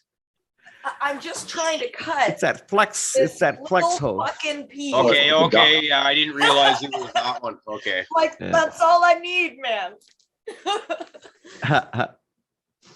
I will get it. God It's damn it. just like, it's just Oh, I know you will. at me You're because somebody's Got a like, hacksaw? I'm not gonna name names, but somebody told me I could cut it with scissors originally. So I was like, okay, well, I don't need anything then. I bring it home, I'm like ready to do it. I've tried cutting it with like 3 different pairs of scissors. It was not happening. I could cut And it I'm with like- scissors, but I'm like, okay, today I'll go and get these fucking things. And yeah. it There. clearly said on the package that it Tony's- cut metal This is wires. what you need right You here. need the one that looks like that. You need the ones like this. It kind of Yeah. looks like a moose knuckle, but Okay, you know. so Are they I pissing think you I off have now that they some all of have those. these Yeah, fucking well, tools yeah, that there you go. use? Exactly what Caribou's got right there. yeah, those will cut too. Yeah, that I won't slip Right. on you. I mean, what kind of ductwork do you have? Is that shit made out of like armadillo skin or something? Like those are the Stainless kind- steel strip of wire. You can Got get the a heavy plastic duties. knife and cut with it. No, Honestly, no. this fucking can't thing put is like really tough, man. I tried bending Did you it. try biting it? Yeah, that's what I. That's what someone else said. They're like, did you use your teeth? Hey, I've just dealt why with don't you that tie ducking one end before. to the bumper of one car, tie the other to the other, and take off and see what I'm happens. just gonna bend it and weaken it up, is what I'm gonna do. Right. Let's see how many stoners it'll Cue take up to the get music. shit done. Get out your dab torch there and Yeah. soften it up with that. Well, oh, here yeah, we don't, go. Here we go. Watch, she's gonna burn Watch her your hand, that'll heat up. She's gonna burn her hand. 5, Maybe put a glove or 4, something on, please. 3. Better put a glove on. She's getting it. She's bending it back and forth. She'll get it. Oh, shit, what kind She'll of tool- eventually weaken. that looks like a plasma gun. Metal stress, man. It's inevitable. Time will. It'll fatigue. Gloves on. Hey, how about some goggles? Safety first. We're gonna go ahead and need you to put some sleeves on. Or one of those helmets, maybe. Have you got one of those I'll go get my welding helmets? fire- Go get a blast shield. I'll go get my fireproof Ooh. suit on. You need This a is mouth about to guard. get Gloves are no interesting. good. Yeah, take them off. Those are probably worse for what you're doing. Well, they're rubber though. Yeah, right. They'll Yeah, melt to the that's not fuck in good. your hand. Yes. You know what? Just grab an oven You're mitt. right. I think this is a bad idea. Yeah. No, this is a great idea. It's a great idea. Just go outside and rub it on a sharp rock. It's a bad idea. It's a good Green idea. Goddess, if How you did get like Maria 3rd-degree catch burns on? on your hands, we'll probably get at least 7 likes and probably 9 views just for that alone. I'll even like the video. I'm gonna Now you're a bet team it. player, aren't you? Take it. Take Oh one my for the team. Come Take on. one for the Green team. Goddess. I did it. Oh shit. Yes. Yeah. Round Oh of applause. yeah. Yes. You get it. You gotta, Oh my God, you gotta that's do it fucking right at the nuts. base though, so Literally. it won't unravel. What's that? You just gotta do it one more time though, right at the base, so it won't continue to unravel now. Yes. I'm going to. Yeah, I'll get right on that. I got Rick's hand right here. I get it like right there.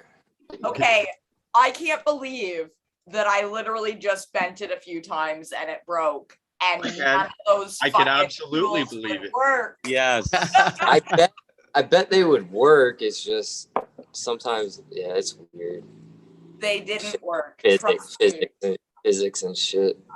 Weird stuff. That was fucked. So, you know what? Stony was right. I only did need scissors to chuck over there and use my fucking hands.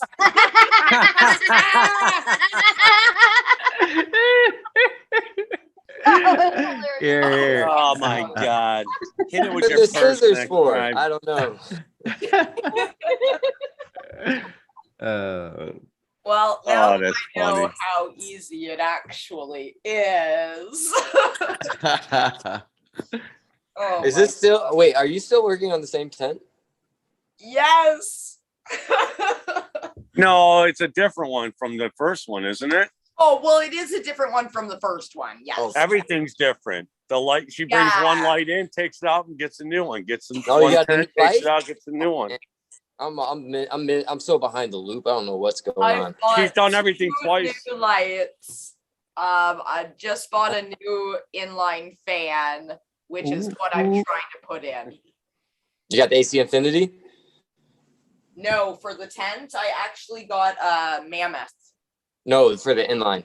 Oh, no, I don't. It's just like a knockoff. Yeah. Oh yeah. Well, I mean, if you don't want the controller, I mean, fuck, you don't really need an AC Infinity, really. That's the only reason I wanted them was because they had the little controller with it. So if you're not using it, they have tons of great ones for way cheaper. For sure. You can buy a dimmer switch too. That'll plug. Yeah. You can plug your fan into to control the speed on them that way too. Totally. I probably will buy a better one later on. Then you also utilize one fan, 2 tents. I know that sounds a little weird, but it actually works pretty well. I've seen that video, man. Mine's too, my 6-inch is just too powerful for my 3x3. You know what I mean? So I can actually, now that I got the 2x4 back up, got it going on over there too. So it's working out to my advantage. And now I got another inline fan that I can use. I got to make another bench space. So yeah, that'll be. So DP, how do you hook up one fan for 2 tents? You get a Y. Stoney, excuse me, was I talking to you? Oh, sorry. Fuck. I thought you were. This ain't your fucking show, so fuck you, Rick. Hold on. Before we get way off topic, This guy Stoney, gets all bossy now. That MC, that what hat is that, Stoney? Oh, that's the DGC one. Okay. I thought it was that mechanical one. No, You I don't. think his age has some kind of power. Anyways, you can get ducting. You can get like a connector, and it'll feed into both of them. So it's like a Y, a V, fucking some shape like that, whatever you want to call it. I heard somebody mention that earlier, something about a Y. Because at one, I'm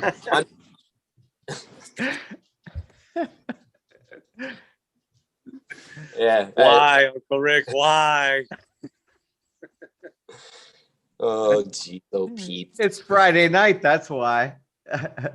It's Friday night, every night with Uncle Rick. That was a great answer though. Always. Oh my God. Crazy pot mom. I don't know if you guys see in chat. What's that? South Nelson Farms, the next YouTube sensation. 1 fan, 2 tents.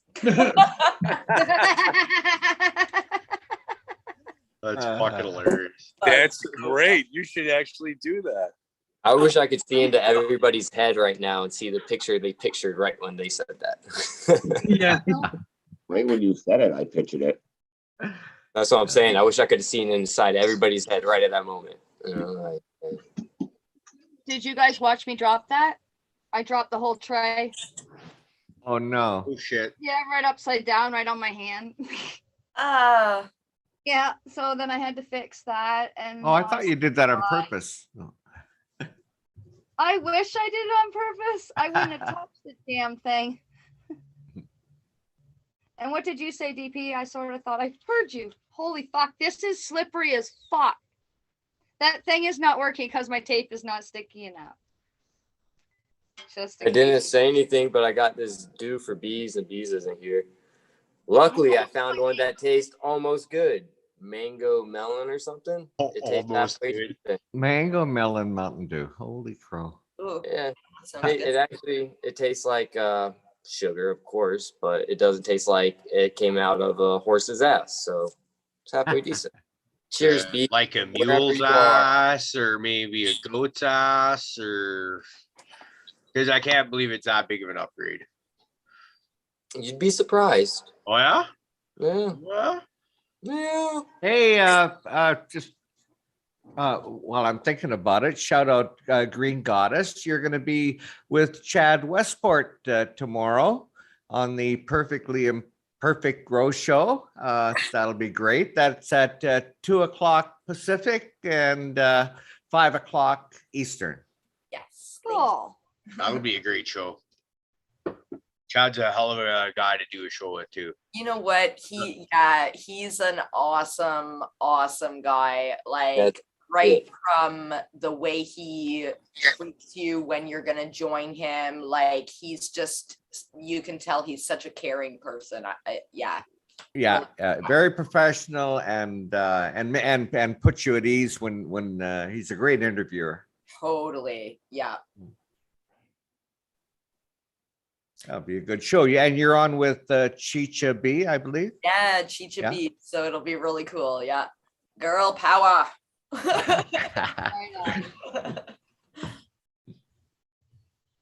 Anybody else have any plans for the weekend? Nope. Just Just watch being happy you. that I don't have to work. Oh. Brought some diamonds to show you guys. So this is from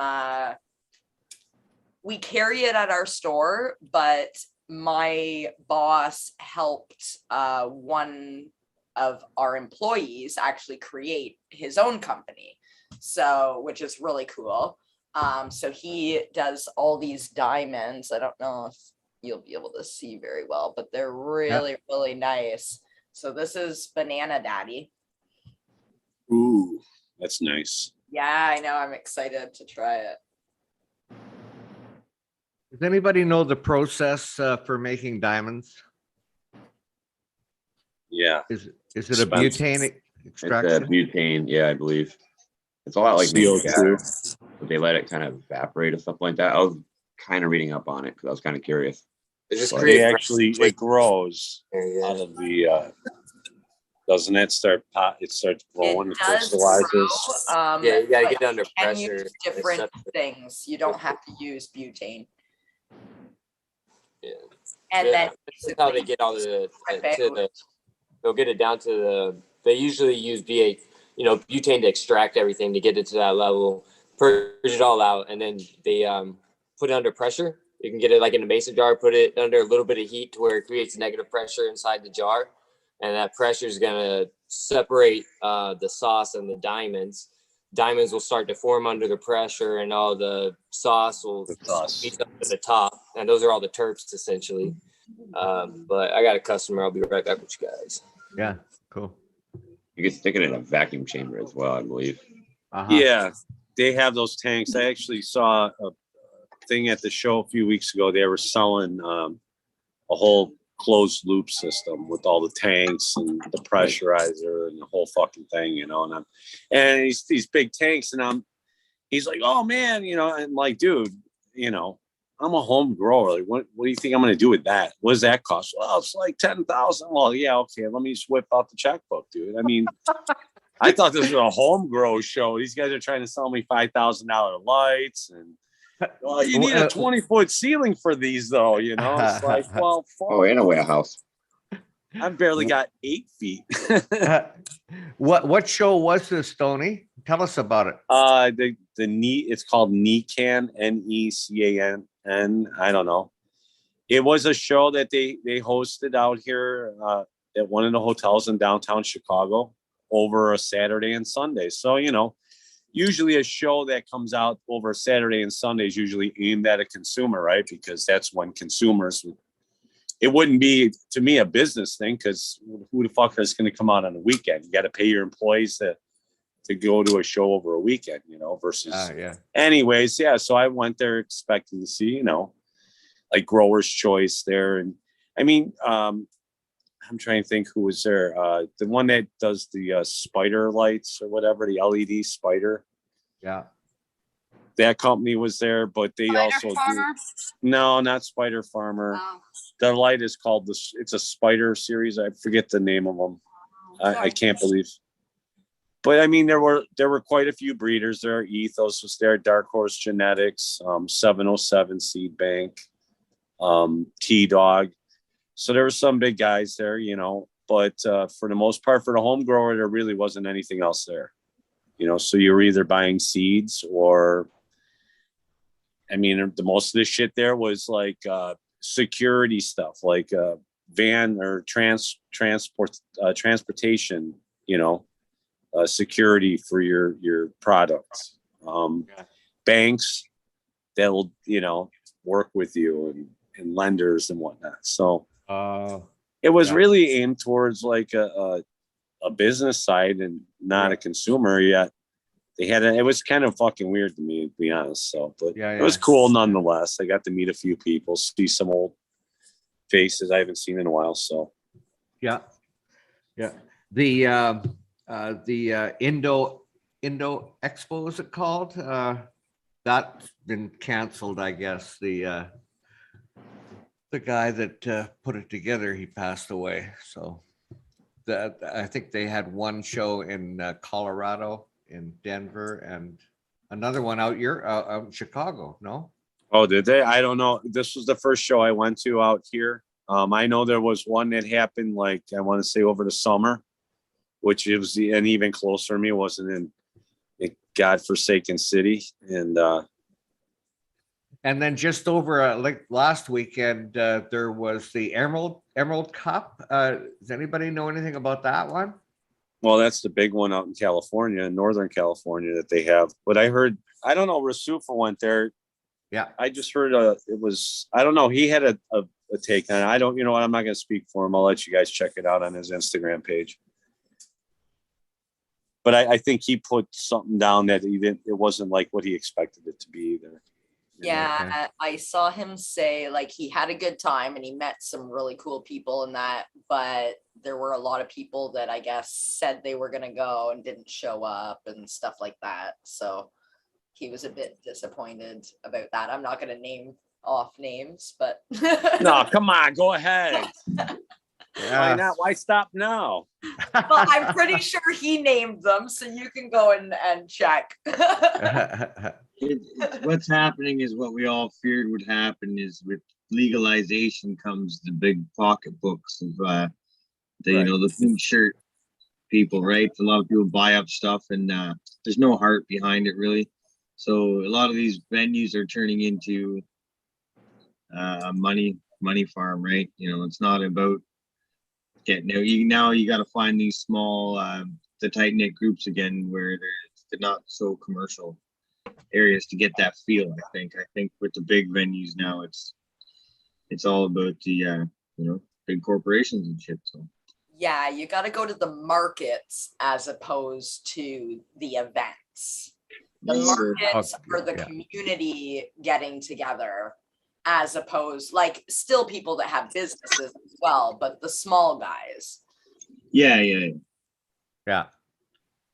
You know, it's funny too, because at that show, and there was one vendor there, and all he was basically dealing were blunt wraps, and he had like the busiest booth in the entire joint. He was 6 deep.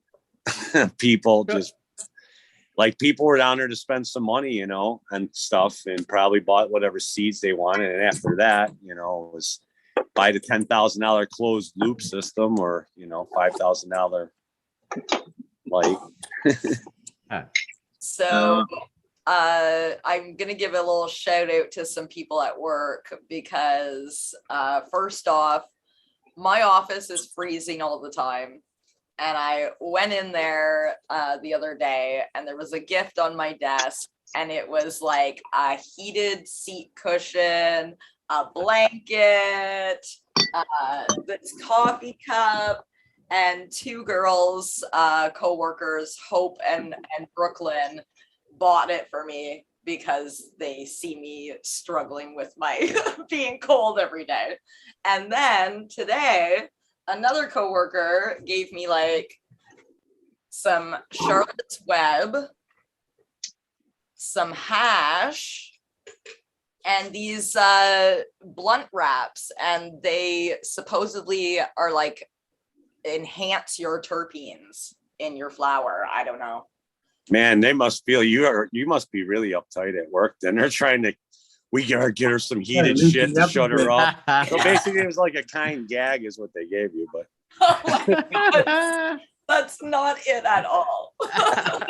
I'm teasing, you know that. I gotta bust you out. You're like the sister. I just love it. I know. You bug me all the time. I know. I got to keep you on your toes. That's all. Yeah, Toughen I you love up. that.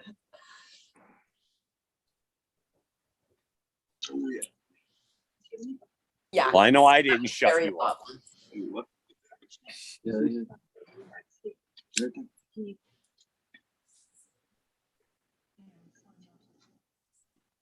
Family Farms is saying something about the feds harassing people at the Emerald Cup. Anybody hear anything about that? No, that's interesting. Yeah. And Raider says he's not ever going to work for me. Hey man, I did not expect a gift at all. Like literally that gift was on my desk and I'm like, whose gift is this? And then I'm like, oh, somebody must have forgotten their secret Santa gift or something at the party and they dropped it off. So then like I go out into the other room and I'm like, Hope, which is one of the girls that gave it to me. I'm like, did you see somebody drop something off in my office? And she's like, no. And then I saw the look on her face and I'm like, you didn't get that for me, did you? And she's like, yep. No, I was really surprised. I thought that was really, really sweet. Now I got to get them something. Hey, listen, if you let them keep their job, that's enough. That's it, right. Just tell them you're lucky you got me that because you guys were both on the shit. Oh my God. You make sure You're when that- summer comes, I get that air-conditioned seat cushion. You got to keep that shit going. Otherwise, man, forget it. Oh, milk it. Need a new car now. Take it from us old guys. We know. Just keep. Do some like internet window shopping and always leave that on the computer screen for when they walk by what you want next. Eh? Be like, oh Yeah. shit. Your You better get her Christmas this. list. Oh my God, Oh, there's she's no throwing way. hints up. Hey, just give them your Amazon shopping list link and Like, be just blunt. say, Want- hey, you want to man. keep your job? Oh my God, threaten them. Just say a certain person wouldn't mind the thing or Guys, two or this two. is It would why help they keep get you. me gifts because I do the opposite of threatening them. I remember, I'm actually old enough still to remember the days where you were able to actually take someone back behind the pile and just lay into them. And you want to quit your job, don't you? What's that? Yes, you do. You can't do that anymore. You can't even look at coworkers funny. No, man. Oh shit. We talked about that a while ago about half the shit we did on these jobs to apprentices and stuff. And the shit that happened to me when I was an apprentice. Are you kidding me? Fuck. First of all, half the people couldn't handle that shit. They'd be so butthurt after the first 5 minutes of being there that they would just fucking run away. And after that, by the end of the day, they'd never come back again for no amount of money. It was bad. Yeah, I can think of a few times we've fucked with people, but a lot of the times, like it's the yeah, yappier fucking younger punks that get it the worst because they're the ones that'll come in there and just start. Okay, we'll see. Those are the fun ones, though, man. Yeah. Working downtown on the lakefront on these buildings right on Lakeshore Drive in Chicago. Remember sending this kid down there just yapping all the time. He knew everything. I'm like, you know what? I need some shoreline. Go outside. It's out there. Go grab 100 feet of shoreline. And we sat up in like the 30th story window looking down at this little fuck down there running around, looking, asking people, where's this shoreline at? We're laughing. There's a whole fucking lake shore full of shoreline, you asshole. So, yeah, we had him running for a good hour or two, sweating it out. Tell him he's going to get fired if you don't find that shit. Yeah, we done that with the box of steam. You got to go find a box of steam in the refrigerator back there. Get a board stretcher. If you don't find that board stretcher in 5 minutes, man, we're in trouble. Hurry up. Yeah, we had wire stretcher and we had light bulb, fluorescent light bulb benders, fluorescent bulb stretchers. Yeah, we could take that 5-footer and put it into an 8-footer. Just get the bulb stretcher in the back of the van. And then watch them just ripping the whole fucking van apart looking for this thing that they don't even know what the fuck they're looking for. Fuck, I don't even know what they're looking for. But it's good because Skyhook was another common one. That Skyhook, yeah. Oh my god, and I would be the idiot that falls for that too. No, you know wouldn't. anything about tools. But but you don't have a yappy mouth, so you'd be all right. I remember when I first started at the sawmill I used to work in, I got sent for the Skyhook. And it was like I was gone 15, 20 minutes. I got bounced to like from the foreman to the next person or something like that. And then they were kind of, I think somebody's maybe having fun with you, and then sent me back. I didn't quite get it until I got back and they're laughing. And I was like, well, fuck, dude, that was like 15, 20 minutes of I wasn't sitting there stacking fucking strips like a motherfucker. I was taking it easy wandering around. I fine with that. And then, but I remember one kid we sent him for the way the mill was set up. There's the mill I worked at. You had the sawmill and planer, kilns, all that. And then another mill with the kind of same setup, but actually a little bit better, like just right across the train tracks. You could just about piss from one to the other. And since they're owned by the same company, they used to do a lot of moving equipment from one to the other. And we sent this one kid, and he was gone like 3 hours just about looking for this fucking Skyhook. And when he came back, this kid was actually like fucking legit, like irate. Like, you motherfuckers, you sent me that, it doesn't even fucking exist, blah, blah. It's like, not to the point of picking a fight, but he had his fist balled and it probably wouldn't have been much to provoke him. And it's just like, no, those are the guys. Then it's like, now it's really game on. Now we're going to push you to the limit. We had that kid too, like that came back. He was all pissed off about whatever we sent him out for, probably a light bulb stretcher or wire stretcher. And he got all mouthy like that. So I remember when we took his tools. So we're doing concrete, high rise buildings, 60-story buildings, whatever. And we took his fucking tool bag, and emptied it out. And took that fucker and shot it to the fucking ceiling with a Hilti gun right into the concrete and put every fucking tool back in there, man, and buckled that thing back up. And he came in looking for his tools. They're up there. So he had to unbuckle that thing and all his fucking shit came on the floor. And yeah. I mean, so, it was like, if you want to keep going, we're going to keep going. And eventually, there are a few guys that want to take a swing and then they got their ass kicked and then it was over. So. Yeah, I remember another kid, and I didn't really know him, but I knew his older brothers from high school. They were his brothers. He had twin brothers that were a year or two younger than me. And so he starts working with us at this freight warehouse, and I was in my early 20s, so he might have even been in his late teens, like 18, 19 or something like that. And he's one of those yappy fuckers that doesn't know a fucking thing about anything, but wants to tell everybody how to do their jobs, like on day 1, day 2 of the fucking job kind of thing. I just like, okay, you're really pissing people off. And I can't remember even what it was the one day that just kind of, it's been a long time, what's about 20 years just about by now. But we rushed him into a reefer trailer and then used logistic straps that plug into the sides there and then ratcheted him again from like one around his back, holding his arms kind of like that. And then another one around his probably just below his waist or something like that. Tied him in nice and tight. And closed the bay door, turned the reefer on to not like super cold, like -10 or something like that. Just fucking left him in there for a couple hours. And I remember the manager, Gord, comes out looking for this kid. And he's just like, oh, where'd he go? We're all just like, oh, he must be out in the yard looking for trailer damage.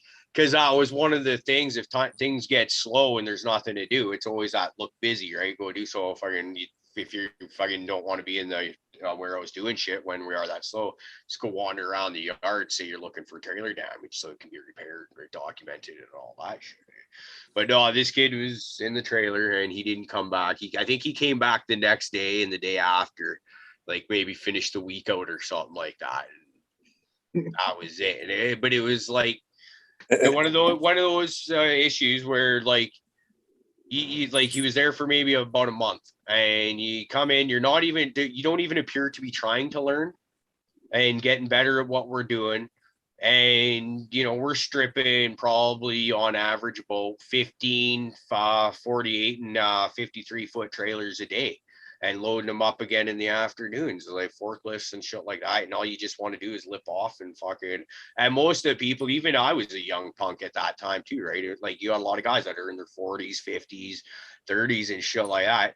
They're not about to take fucking shit from some fucking not even 20-year-old fucking punk, right? So it's like fucking scared. You know what, those guys too always seem to get it in the end.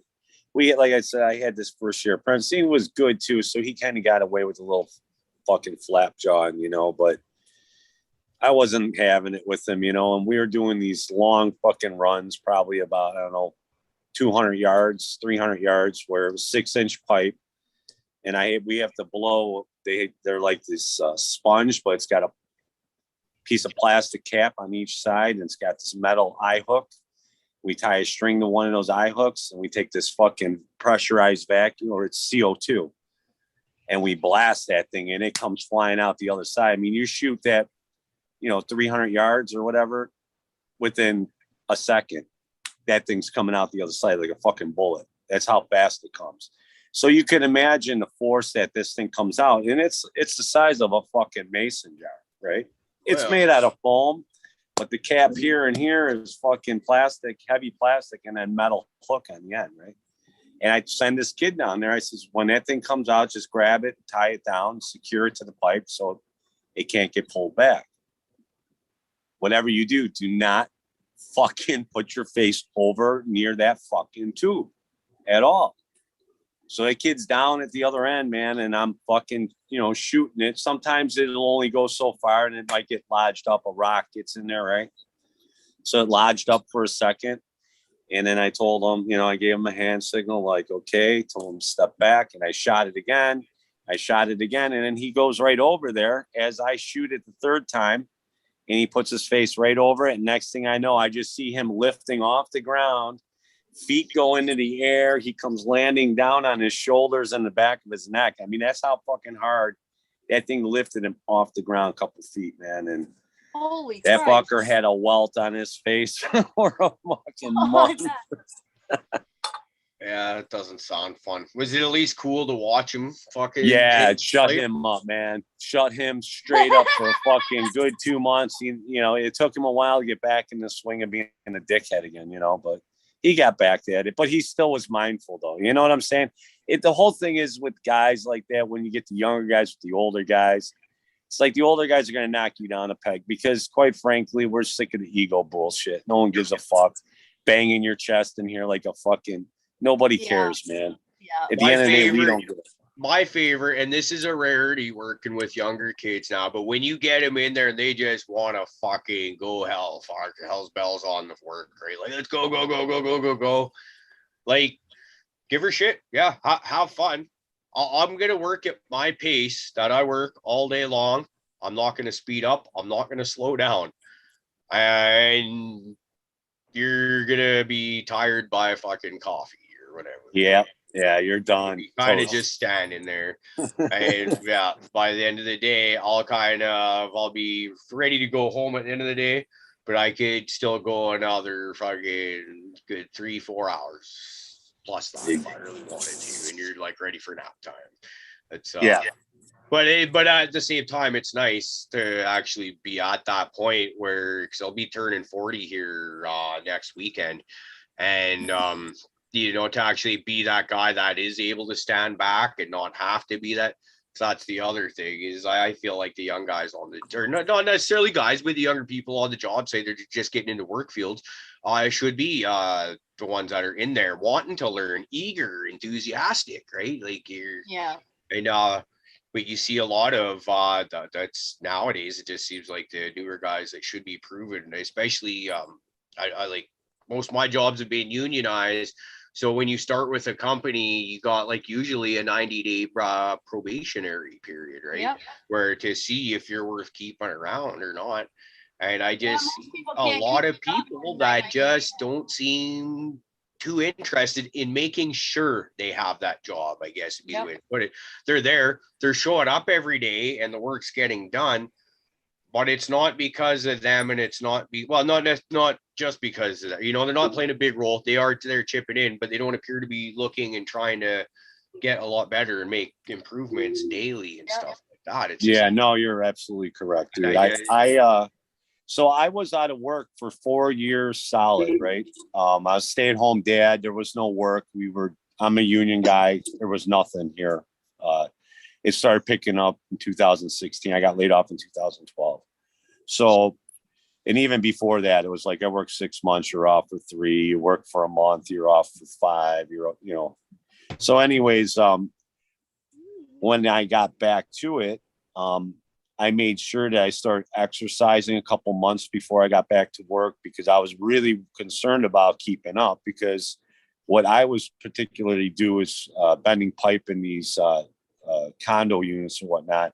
It's very fast paced and it's fucking hard work. And it's really a young man's game. And coming in at 52 or whatever, 50, it was kind of fucking nerve wracking, because I was like, fuck, I don't know if I'm gonna be able to keep up with these kids. Well, lo and behold, I get in there, and I'm out for 4 years. Like, I didn't do none of this shit for 4 years. And, it'll take me a swing or two to get back into it. And fuck, I was smoking these guys the first day, and I'm like, how is this even possible? And, quite frankly, when I was 25 working next to a 50-year-old, there was fucking no way this guy was going to do more than me, To me, I felt it was expected of me at my age, at 25, to do way more than the 50-year-old, Yeah. But maybe learn shit from the 50-year-old, because he's got ways of doing things, and I'd have these guys coming up to me going, how the fuck are you doing this? After they got to know me for a minute. And I'm just like, well, to what? Because I had my ways of doing shit. I walk in and survey everything and smoke a cigarette or two and walk around. So it looks like I'm not doing anything. I don't have to run. I have it all up here. I don't have to pull out my measuring tape a million times. Yeah. So, when you have that edge, things are easier. And these guys are running around, and I'm just walking over here and dilly-dallying, and I'm still beating them, and they couldn't believe it. And I'm just like, but you guys don't pay attention when anybody does either. You don't watch. Like, well, how the fuck is he doing that? Yeah. You're going to come over and ask me. I'm not going to tell you. Yeah, That's school. That costs money. We're a lot of young guys in my field. They're kind of hot-headed, and I'm 40, and I fucking make them look bad, man. It's like, boys, fucking pick it. Like, fucking think before you act. And start. Yeah. Like you were saying, plan before you start doing shit.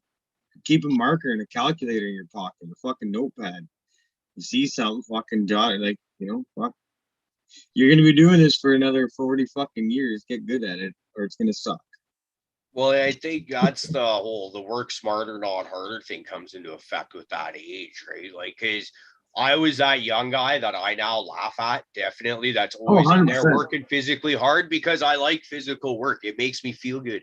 I keep saying it, like, my happiest days on the job are often the days where once I get home and I've been home for an hour or two, my body starts stiffening up. I'm fucking laid out, like damn near a cripple. Like, I don't mean to insult anybody that actually is. Like, like my body hurts. I've got my issues, and it's but it's because I was that guy in there that was first in there trying to outproduce everybody and making sure that I did every day, that right around the time that I hit 35, and I think it was my 35th year, that all of a sudden everything hurts. You wake up and every morning you're a little bit sore, but that was also around the time that my actually no, it'd be longer than that now, when my sciatic nerve started flaring up on me. Like that was, fuck me, that was the first time, was just about a year of constant pain every day before that one went away. And Let then me ask you quick before we lose this, because Okay. this has just started happening to me recently. So sciatic, I haven't went and talked to any like doctors about it, but it's like in behind your butt cheek kind of and down your leg. yeah, right at the top of your ass cheek there, That's All it. right, so that's all what the way that down is. the leg. Yep. Awesome. Yes, and it Something gets fun, better I with guess. time. It gets better. Like worse or better? What? Oh yeah, like worse, better. Like really fucking gets, yeah. If you really Some dig down, days it it's gets better, fucking better. right down to my calf. Trying to Like be sarcastic. He's not pulling it off very well. I wasn't sure. I was hoping. I was fishing, just fishing for a fucking Oh, open man. air. I wish I could I've tell been you feeling better, that, and but I'm like, oh, it's gonna get worse. My Hey.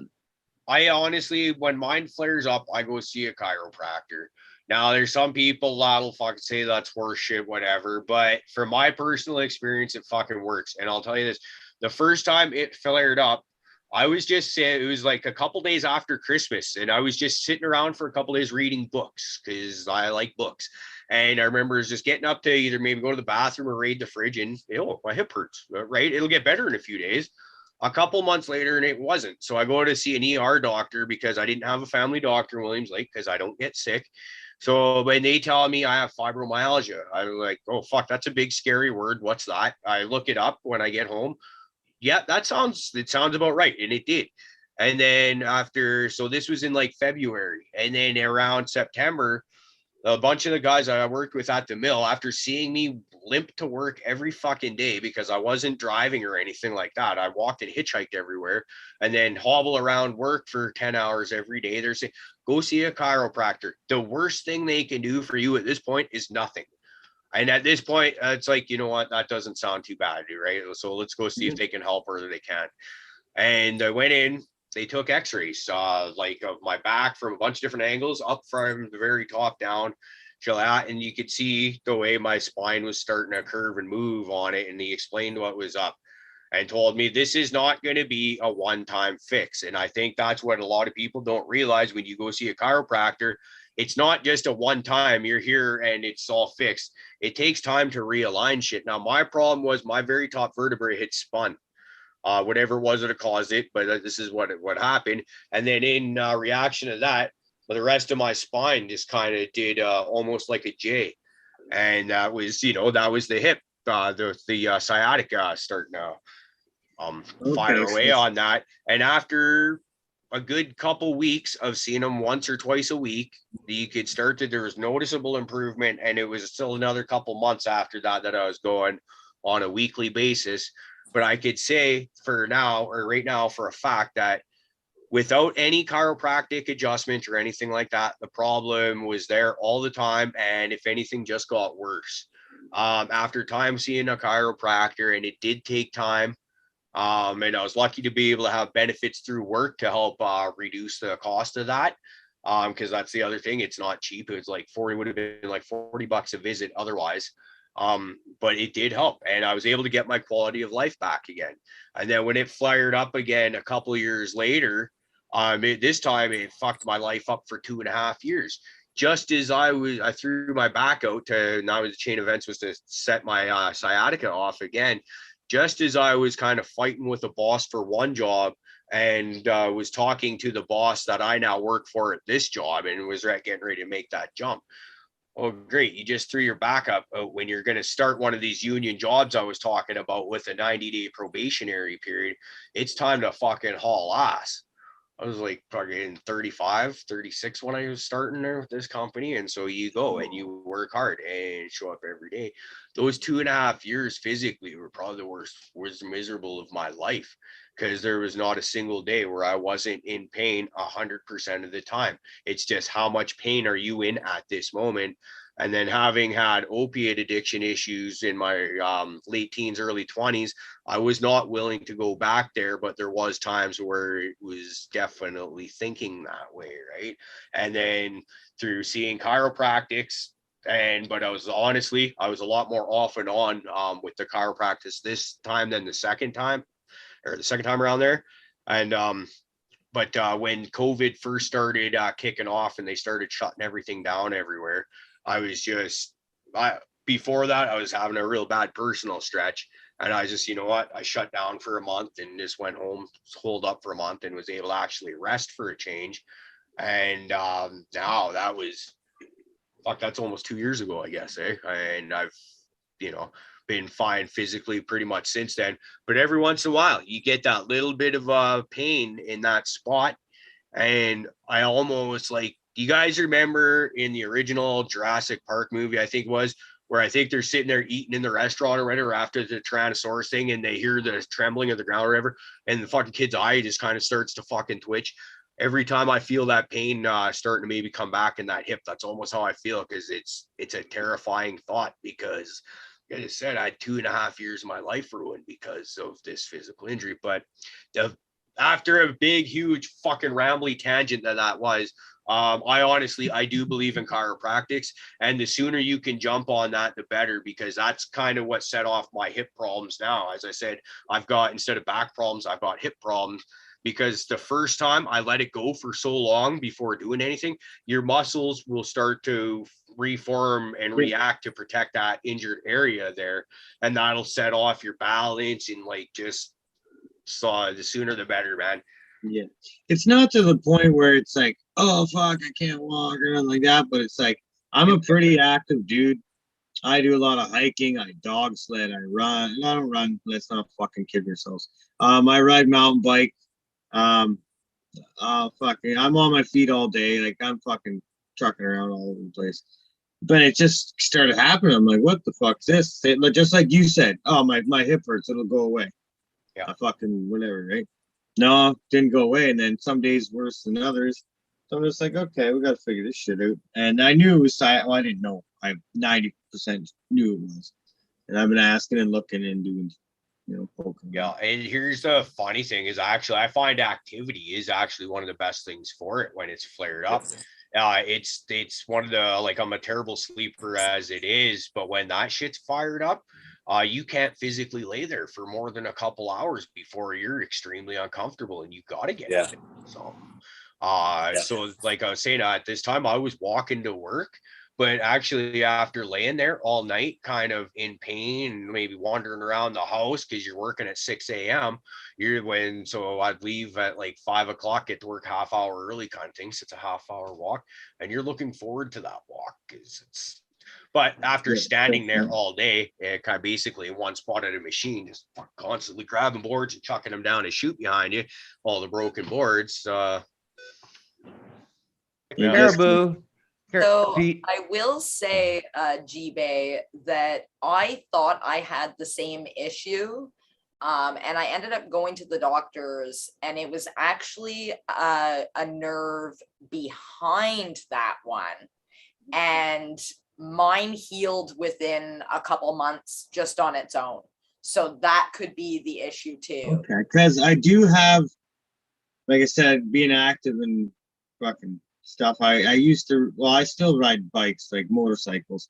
I had a motocross bike when I was out in Alberta that I wiped out pretty good.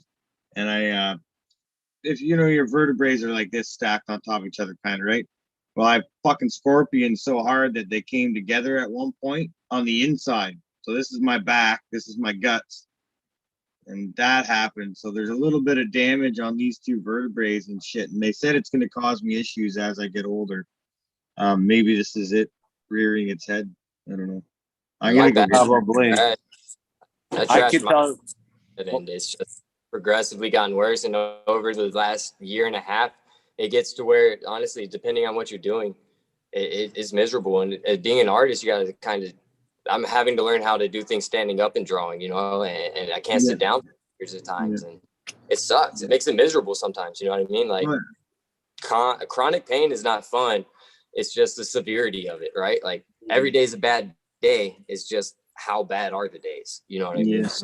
My job's not too bad if I'm like certain jobs predict what's going to happen. Like some jobs I'm moving from saw to the belt sander to the iron worker. I'm all around doing little brackets, this and that. If I'm on a big job where I'm welding fucking caps on 30-foot tubes and I'm just working on the cap end for 6 hours on my knees in front of this fucking thing, one position.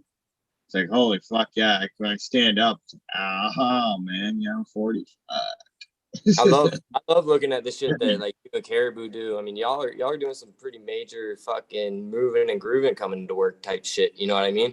I saw some of those projects you were working on, G-Bay, those big ass fucking drums are you're having cut out of the steel and shit. Yeah.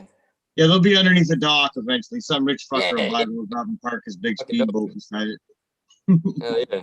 It's just cool that, like, so people here in Chicago, they won't even begin to know about that. They'd have to call somebody to know somebody, you know what I mean? Then say I have to go find a contractor and all this shit. Like, you guys buy each other. And, man, I love that kind of life. But.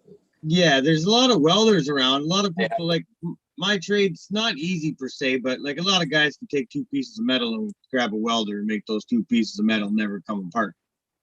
That's the easy part.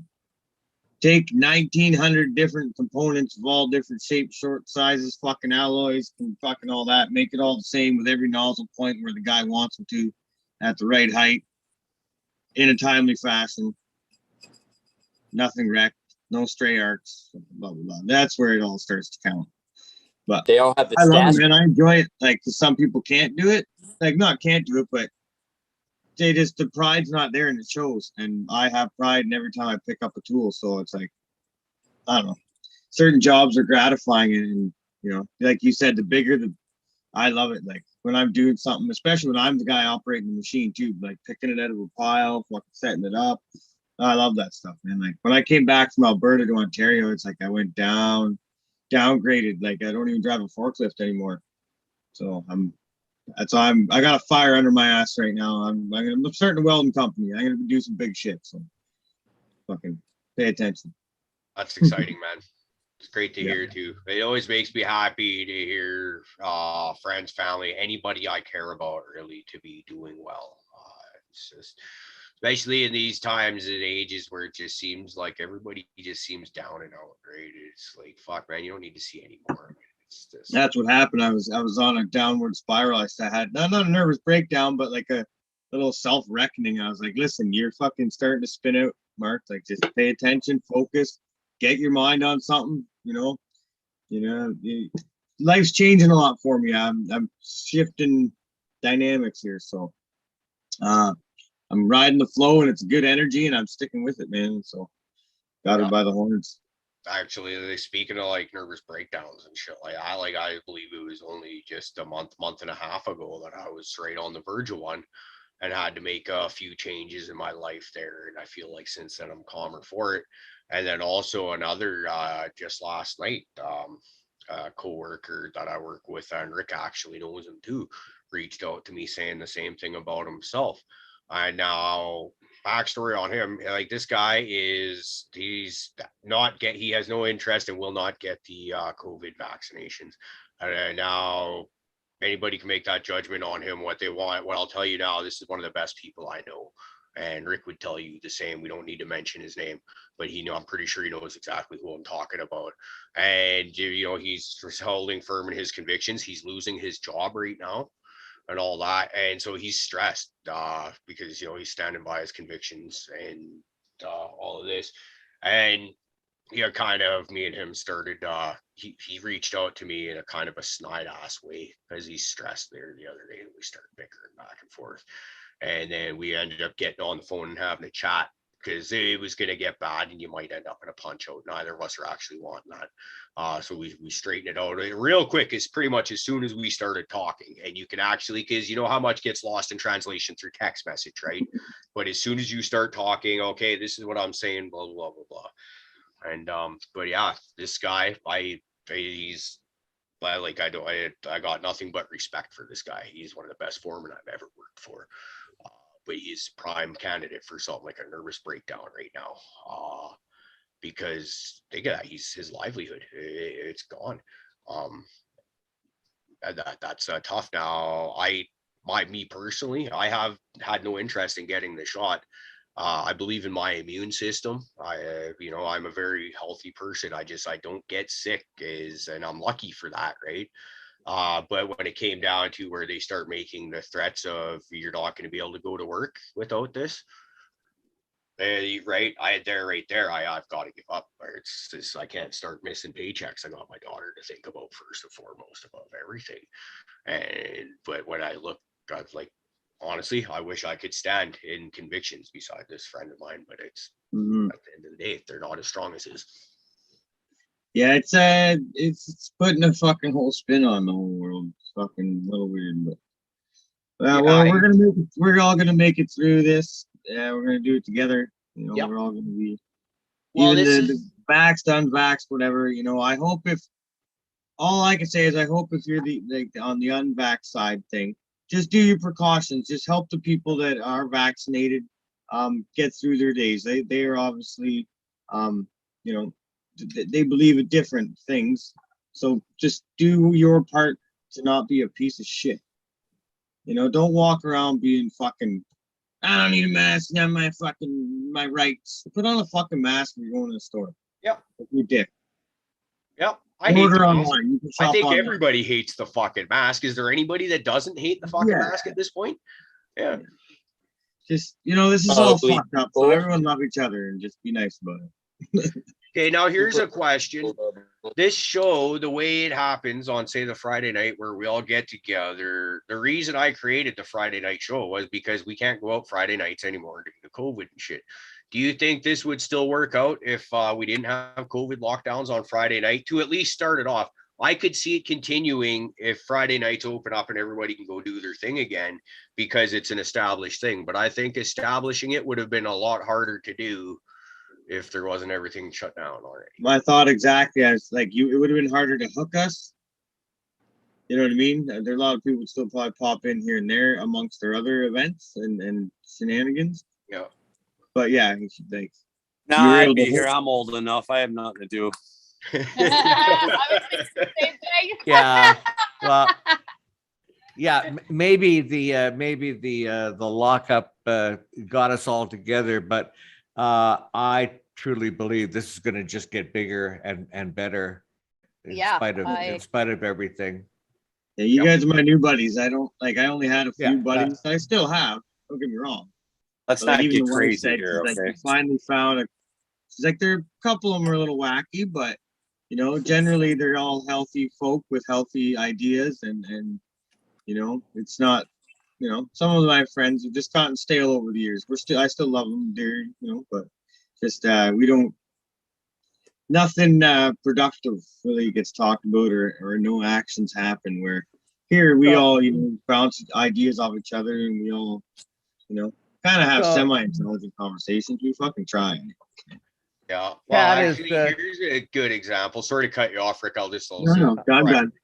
But one of my best friends, just like I hadn't talked to him since, I don't know, it's been a couple months, and without even opening line, the first thing I hear from him is, "Can I borrow $20?" It's just like not even a hi, how you doing first, eh? And it's just like. And I'm not against lending friends money and stuff like that if I've got it to be able to lend. Can I borrow $150? No, go fuck yourself. No, but like I know, but honestly, like I love you, DP, and but what I'm getting at is like you guys I don't think anybody ever really asks for anything. But how many people do you get messaging you in the morning wishing you good morning? Or in our community chat or whatever on the Discord or whatever, right? There's so much well-wishing and going on, and just straight positive vibes, man. It's fucking awesome. So much positivity, and it's funny. It's so much more than just us. There's so many groups and subgroups, and just so many people enjoy cannabis. You know what I mean? And it's just amazing that we're all able to come together now. you know, and be able to share that. And not only that, all these different types of groups have something in common where they're trying to spread that positivity. It's not very common you go into a group of people that enjoy cannabis and have a negative experience, you know, on a consistent basis. You know what I mean? Those usually kind of get weeded out on their own type shit, you know? So the community kind of governs itself, you know, and depending where you flow into that community is depending, you know, where your vibe is, I guess, really. But I mean, we all have good intent at the end of the day. Yeah, there's some dudes up there, like I those see a lot. Oh, sorry. I see a lot in chats and stuff where if anyone comes in with some ignorant shit, it's like fucking soldiers, man. Yep, they shut that shit down Get the fuck fast. out of here. Yeah, You're done. I agree. Yeah. Yeah. I don't even joke around, man. Shit. That's No well, swear Ned, words we in my chat. appreciate that though. As because like there's been times where we've had people starting shit in our chats saying I either like right now I don't have my YouTube because I'm trying to converse with you guys.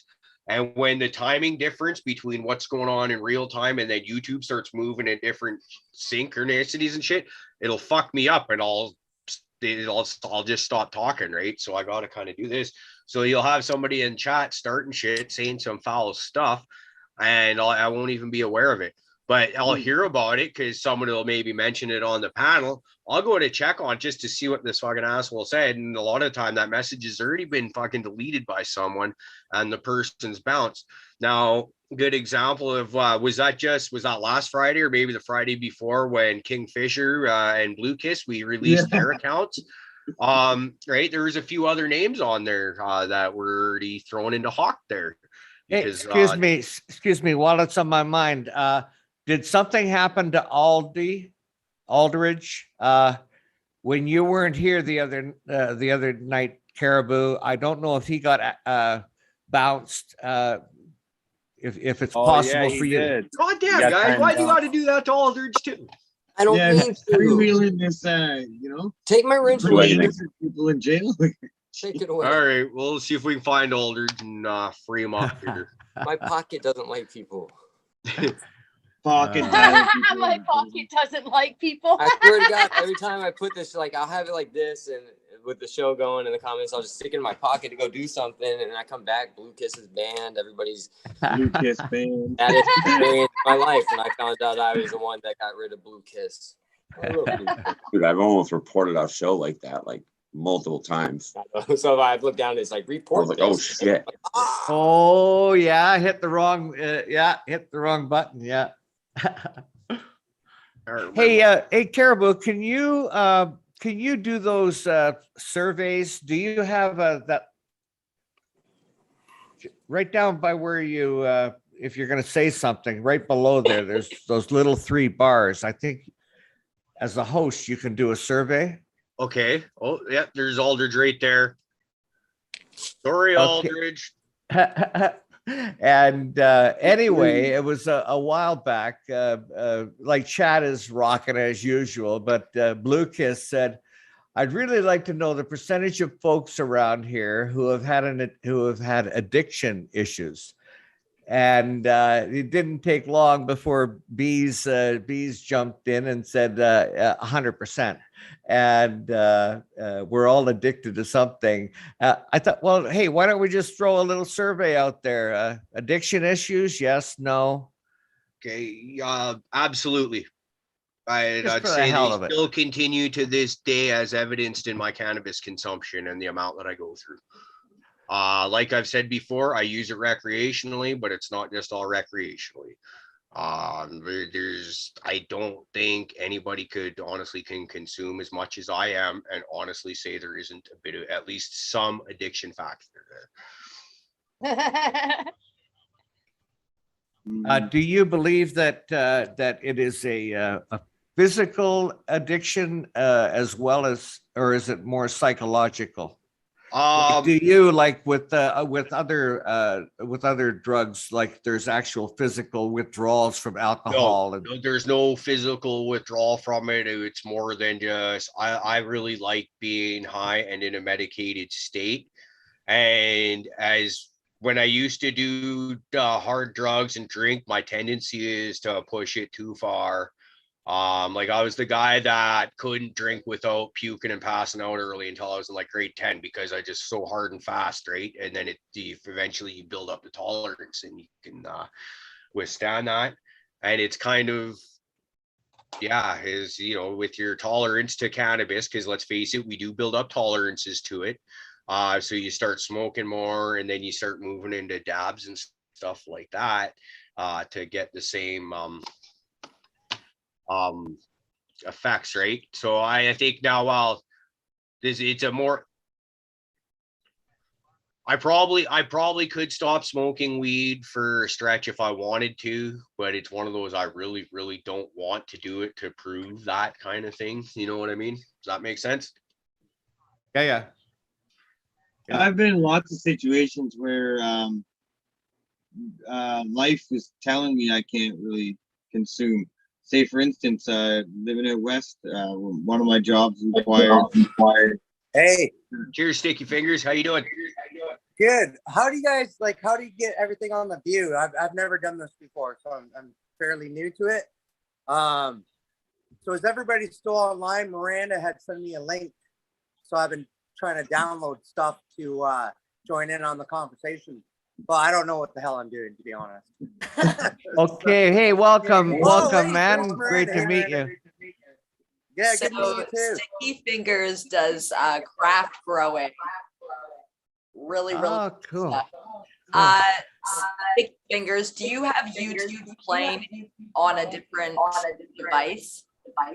I don't know. I downloaded Zoom, so it's like I don't know. Like I'm part of YouTube, but I'm just not too familiar with the way everything works. Okay, But yeah. YouTube open. You need to close the YouTube or mute it. Okay, so what's happening? Sorry, guys, man, I feel embarrassed with this, but hold on. No. Okay, so right now I'm on Caribou Heart TV's personal meeting room. Yeah. Do you Is have what it it's saying. playing in the background though? Yeah, I've opened the YouTube link I sent you first. Yeah, I did. And So then you have it open in the background. it's still open in the background, like you guys are seeing it. We can hear Yeah, it. I don't have it. We're getting feedback because you have it open on the device you're using. Okay, so You want to mute or close YouTube. okay, I'm trying to figure out. Is anybody fucked up on Zoomers or acid or anything? Is that double? Now you I was like, muted yourself. It's all good, brother. We'll get it figured out, man. Don't worry about it at all. It's You're not we're the just first surprised it's not I'm gonna Uncle Rick message having the you tech right difficulties. now. Hey, I don't know what you're doing over there, Stoney, but you should be a drummer. Yeah. Thanks, Rick, for fucking that up. Oh yeah. Let's highlight him. You can do that. Oh fuck, we lost him. Oh fuck. Where'd he go? He'll be back. Oh, Yeah, we'll get him back. Green Goddess, I I gotta be take at it. work It at sounds like you 6:40. know him Excited. personally. Do you have his cell phone number or whatever? Yeah, I'm actually he's one I don't know if I'm supposed to say. I know him from work. That's fine. He is a craft grower and he that's who actually gave me this hash rosin that I was showing on my live yesterday. Okay. Well, if you've got his contacts, just reach out to him, let him know that you can only have the Zoom or the YouTube on, and I didn't know he was joining. He asked me for a link to watch the show. So I bet you any money he went there and then joined from there. So it probably is running in his background. yeah, no, it's all good. It's cool. I was kind of okay. I don't know this name when I first see them pop up in the waiting room. And I was just kind of trying to think, do I know the name from somewhere? And the only Sticky Fingers I can think of is the rapper from Onyx.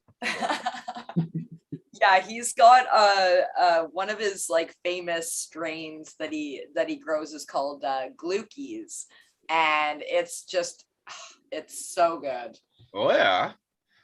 Yeah, see, now this definitely sounds like someone we want to be talking to. Am I not? Oh yeah, like hopefully he jumps back on and he shows us his garden, because yeah, he's a good person to check out for sure. All right, well, hopefully he's able to jump on tonight, but if not, it's not the end of the world. But just let him know that, hey, yeah, they want to talk to you. Don't worry.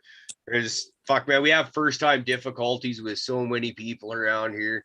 I don't think we'll ever beat Indica B's streak of being unable to get on the show there when he first joined our and shout out to Indica B. Love you, brother. Yeah. Cheers. I gotta cram a couple hours of sleep in and then rock another day of work tomorrow, guys. So much love to everybody, and Hey, great to see you, buddy. Yeah, I'll be in chat while I fucking lay on the couch and pass out. Later, Okay. Take care of that beard, man. Take care of that beard. I'll oil it up there before I go to bed. Put a mask on and keep it all nice and lush for you there, Rick. Okay. Peace out, everybody. Later, bro. Good to see you, man. Uncle Rick, is it all right if I ask you a question? Please. Okay. Well, I was just informed by one of my doctors to start microdosing. And I want to know if there's any information or advice you can give me. Is this RSO or No, mushrooms? Mushrooms. Yes. Okay. Actually, I'm not a really good person to get advice from because I Really? like to do a hero dose. I don't like to mess around. But having said that, I believe Caribou has been doing some himself. I believe it's between a 10th and a 20th of a gram, and then that you would take, and then I guess it depends on the individual. It's a bit of experimenting, but you would go maybe 4 days on and 3 days off, or 5 days on and 2 days off, and I guess you just experiment and see what works for you. But Caribou has actually he was doing it for about a month, and he did notice something in his personality. The thing that's I think is interesting about it is you're not supposed to like actually feel high from it. All the way it was explained to me one time was it's like maybe you just spend a little bit too much time looking at that picture, or but other than that, Caribou Tara Love was asking about microdosing mushrooms. Oh, he's back. There you go. Good. One other suggestion, I'm sorry, before you answer, Caribou, is you can take your phone and turn it sideways, and I think you're muted right now. I think you're muted. Yeah, you've muted yourself. You have to figure out how to unmute. Oh, yeah, and now you've got. That's going to be a whole new conversation. Figuring the unmute button. I'm on the phone with him right now. Yeah. Okay. Caribou, tell Tara Love about your experience with microdosing mush. Yeah, absolutely. So about not quite a year and a half ago, I bought an ounce of mushrooms off a friend because I just felt like seeing that I don't drink anymore. I just need that extra.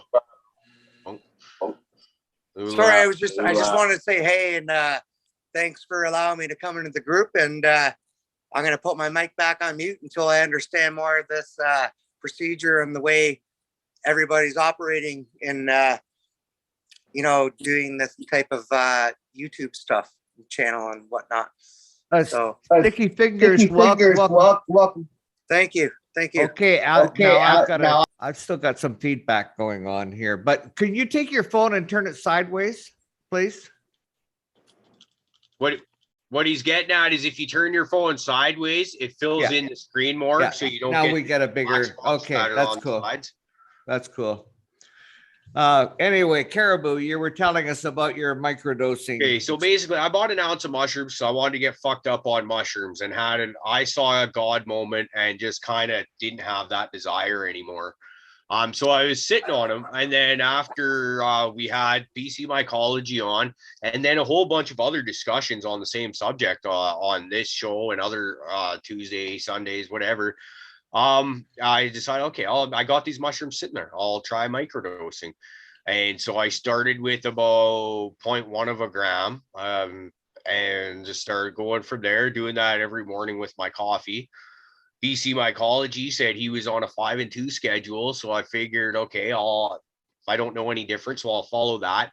And I think I did like 7 days for the first week, just so I could make sure that it was in the system good. And then from there, I tried to switch to a 5 and 2. So, I work a 5 and 2 work schedule. So that's pretty easy. Just do it with your morning coffee.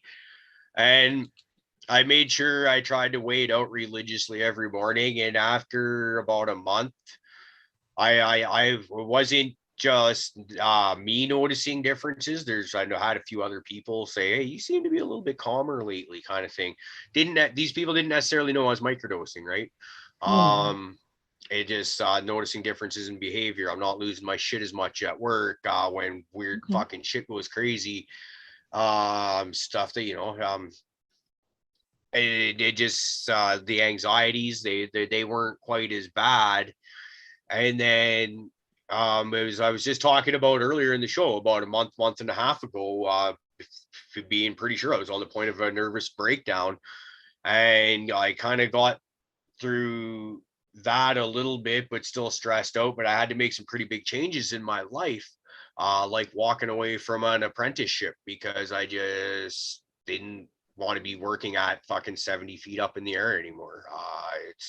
I can do it. Wasn't for me. And when I'm stressed out with life already, then you put me in that situation, there's the ADD kicks in and all that. But anyways, I'd figured out, or had an idea, really realized that all this stuff started happening, the nervous breakdown thoughts and theories of mine, a couple weeks after I stopped microdosing. I didn't realize that at the time. It just got to the point where you're out of mushrooms, and I'd even been in touch with a few people that might be able to get me back in with some, but it never really worked out. And then I think I'd mentioned that on the show about how I think this maybe. And that's fucking Rick came through. It might have even been later that day, or maybe I mentioned on a Friday and he came see me on a Sunday. Anyways, it was very short order, I mean. And he was able to hook me up with some mushrooms, and I'm able to resume the microdosing again. And now it's been and thank you very much, Rick. I really do truly sincerely appreciate it. It's been about a week and a half, I think. Still, from my last experience, you could notice certain more calmnesses in you by now, but it really did take about a month until you really start to notice. And then, like I said, you'll have other people start to notice too.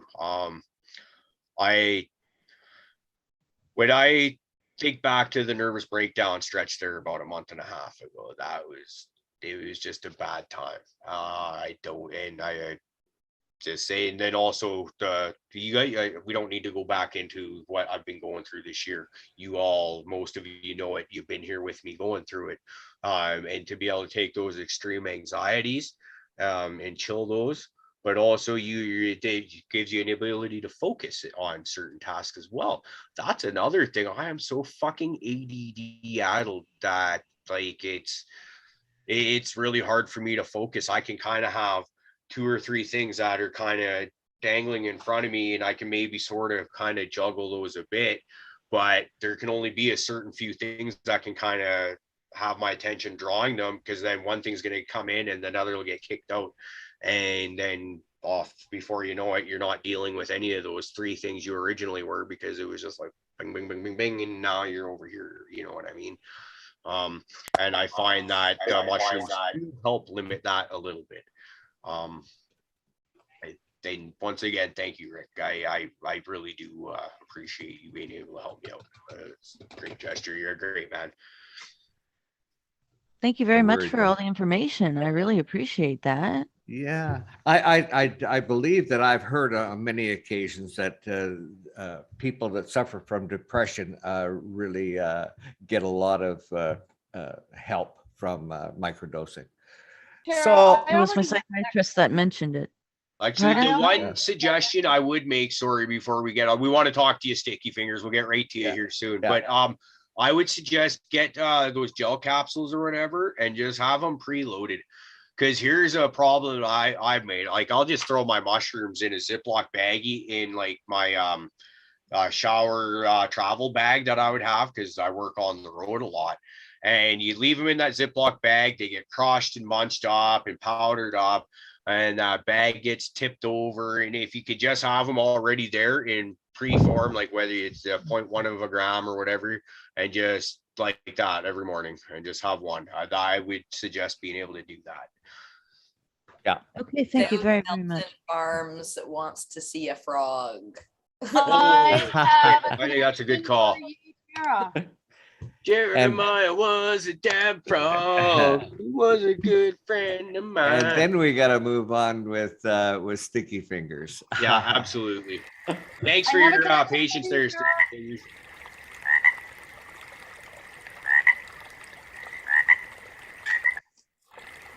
What do I do? Can you guys hear me? Yeah, I think you're good to go. You're good to go. There's like a rippet thing happening, and who did that? Who did that? Like little frog on the screen and stuff like that. I'm very new to this. Like this is my very first probably YouTube. I've never done a live YouTube video ever. So when they do the frog, you're supposed to take your dab. Okay. Oh really? Okay. Something going in your background. Sticky fingers. Yeah. Well, what I'm doing tonight is I No, So no, I mean on your phone. There's something open. You've still got YouTube open. YouTube open. Okay, hold on. Give me 1 sec. Let's see if I can figure it out.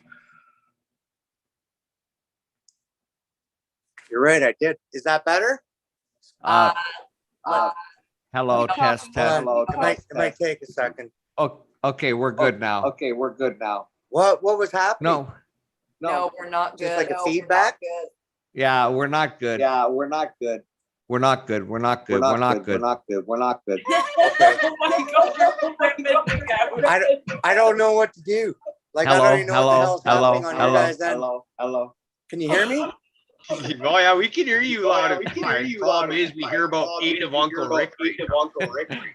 Is this thing on? Is this thing on? I can't. I hear all you guys perfectly right now. Okay, so basically what's going on is you got YouTube playing somewhere on your background phone, right?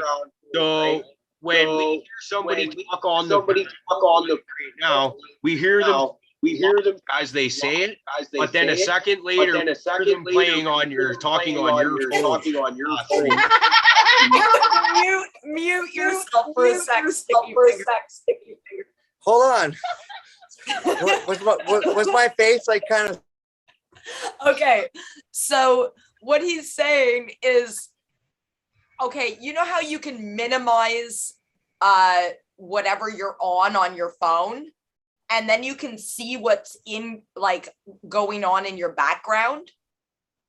Now you need to do that and get rid of whatever's in your background besides the Zoom. Okay, Green Goddess. I think he got it. Whatever he did, I think he's got it. No, it's because okay. I come back on here. I've closed everything off. The only thing I have open in my background is this now. I've closed off my messaging. Okay. YouTube and my Safari webpage. Yeah, you figured it out. Yeah, you figured it out. You've got it. Is that good now? No. Hey, I thought you had it. Sorry, I just showed myself. Shoot. Okay. All right, guys. Maybe I should hop off and something else. Hey. Pardon? Here's okay. I'm sorry. Here's what I would suggest. Yeah. Close your Zoom. Close your YouTube. And then come on back and open up your Zoom and come on back in. All right, I'm totally gonna shut down my phone, and then what I'm gonna do is go to Miranda's text message and get the link, and then do it that way. Maybe. That sounds like it. Good idea. All right, I'll try that out then. Okay. Okay, cool. All right, we got to figure it out somewhat. Let's smoke a joint to that. Okay, man. See you in a minute. Holy fucked Oh. up Fridays, eh? Oh, fuck. I thought he'd never leave. And he's coming back. Oh, no. Woo. That's Oh, Aldridge is back. Aldridge is oh yeah, we back. sprung him. It's all good. God damn, I can't find my fucking screens. Oh, well. I guess I'll just do another dab.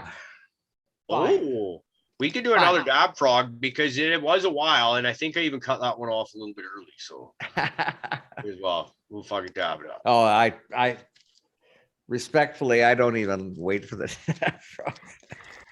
I often forget myself.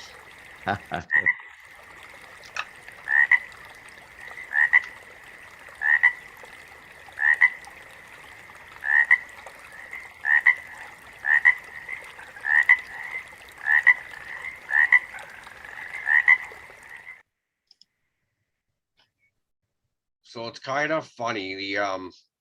When I had to leave the room a few minutes ago, what it was my girlfriend getting a text message from her daughter who was just down the hallway there, basically saying, "Can you tell him to shut up? We're going to bed." It was just like, okay. So first there, I go and tuck my kid in because she's here for the night now, and she hasn't been all here all week. So go tuck my kid in because I love her and I like to do that. And then we just kind of come in here and I look, I realized that was at like 8:30 on a Friday night. And the old guy is being told to shut up so the 13-year-old and the 7-year-old can go to sleep.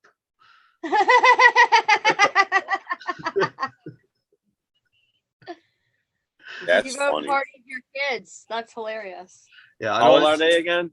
The stepdaughter's 13 and the daughter's 7. And like the daughter's usually always been pretty good. Like she can stay up late when there's something going on to make it fun. But usually if there's not really a lot going on, just, 9 o'clock ish is pretty normal for her to try and go to sleep, which is, that makes parenting easier. And then she'll usually sleep until about 9 o'clock in the morning too. So My kids are fucking vampires. I got an 11 and 9-year-old, and those kids, the 9-year-old especially, she'll party right through the night, man. And if you say party, the kid's like, where? Let's go. Oh, man. yeah, I am. But it's like summertime and we're allowed to go outside and do stuff. Because my thing is, if I've got to be out in the cold, shitty weather, I don't usually spend my free time out in that. So I generally tend to spend most of my time indoors in the winter. And so when we're outdoors in the summer and you can run around freely and do all that stuff, my daughter's energy level goes up like fucking tenfold. And we'll go out to do something on a Saturday, whatever our mission for that day is. And by somewhere between noon and 2 o'clock, everybody else is fucking exhausted. Abigail's just, she's just getting fucking started. Like she's just stretching almost. And so we'll come home and be sitting on the couch, just fucking, and she's just like vibrating. Oh, let's go. And it's funny because especially on the stepdaughter, because she's never really had actual sister figure till now. And I think she's gotten better at absorbing Abigail's fucking insane amounts of energy by now. But at first it was just like, you could see Delia's like people switch just shut off. Like, no, Abigail just bomb. They just kind of that dead straight ahead stare. But she'll do that to all of us. It'll be like 7, 8 o'clock at night. Everybody's been like, yeah, I know, we're not doing nothing. And she's just like, oh yeah. I love her. Yeah. No, I mean, my kid, you're right, though. In the wintertime, because I noticed, though, too, now, they're getting a little bit older, that like the end of summer, it's not so bad. They, about staying in when it gets colder, and they kind of find shit to do because they've been outside doing shit all summer long. So they find, stuff to do. But then, like, right about this time, they're starting to get wound back up again. And, we'll have Christmas, so they'll be all for a while. And then by the end of January, fuck me, man. Yeah. It's just going to be one thing I'm excited for is kind of I look out the window right there, say not even 100 feet away, there's a great big snowbank that's building up from when they plow the parking area through here. There you go. That reminds me of being a kid right there, where you play things like King of the Castle or like snowball fights and stuff like that.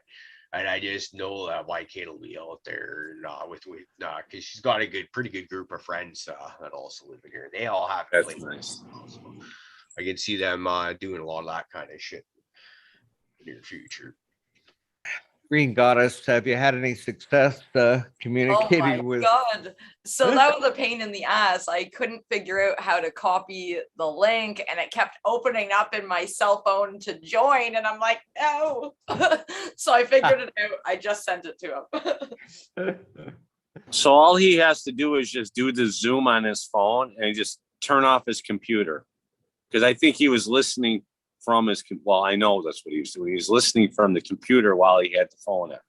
Oh. Possibly. Yes. Oh. Yes, I couldn't Here, you figure want to see? out how to copy the link. How's and it kept that? opening up in my cell phone to join. Yeah, know? Same thing. Okay, Same thing. okay. Ah, I get it. Oh, either way, hopefully we get him back on here for another. Yeah. Yeah, that's a nice looking room that he got set up there. Oh yeah. Oh, Yeah. here he is. Speak of the devil. Yep. Yeah. Maybe he might give you a run for your money there, Uncle Rick. I don't know. We'll have to get some details out of this guy. Absolutely. There, he's back. He's Is that back, better? baby.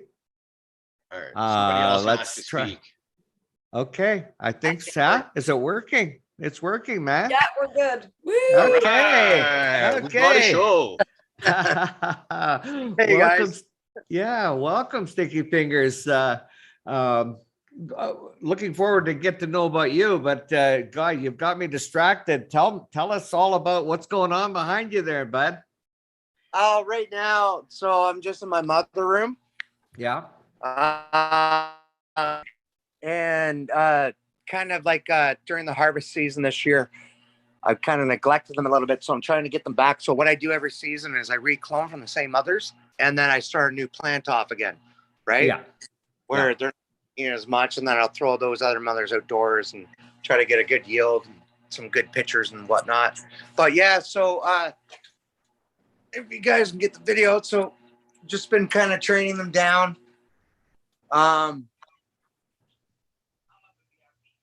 This is this is a room in progress right now. It's kind of housing my mother plants. Yeah. Until I build a room specifically for them.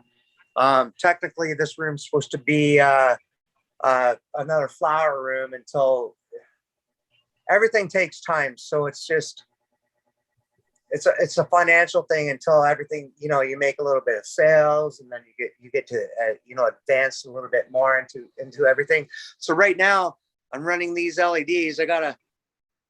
This whole entire room, I still need 3 more LEDs to run up into this room. But right now, I buy these LEDs from a company in Etobicoke, which is here in Canada.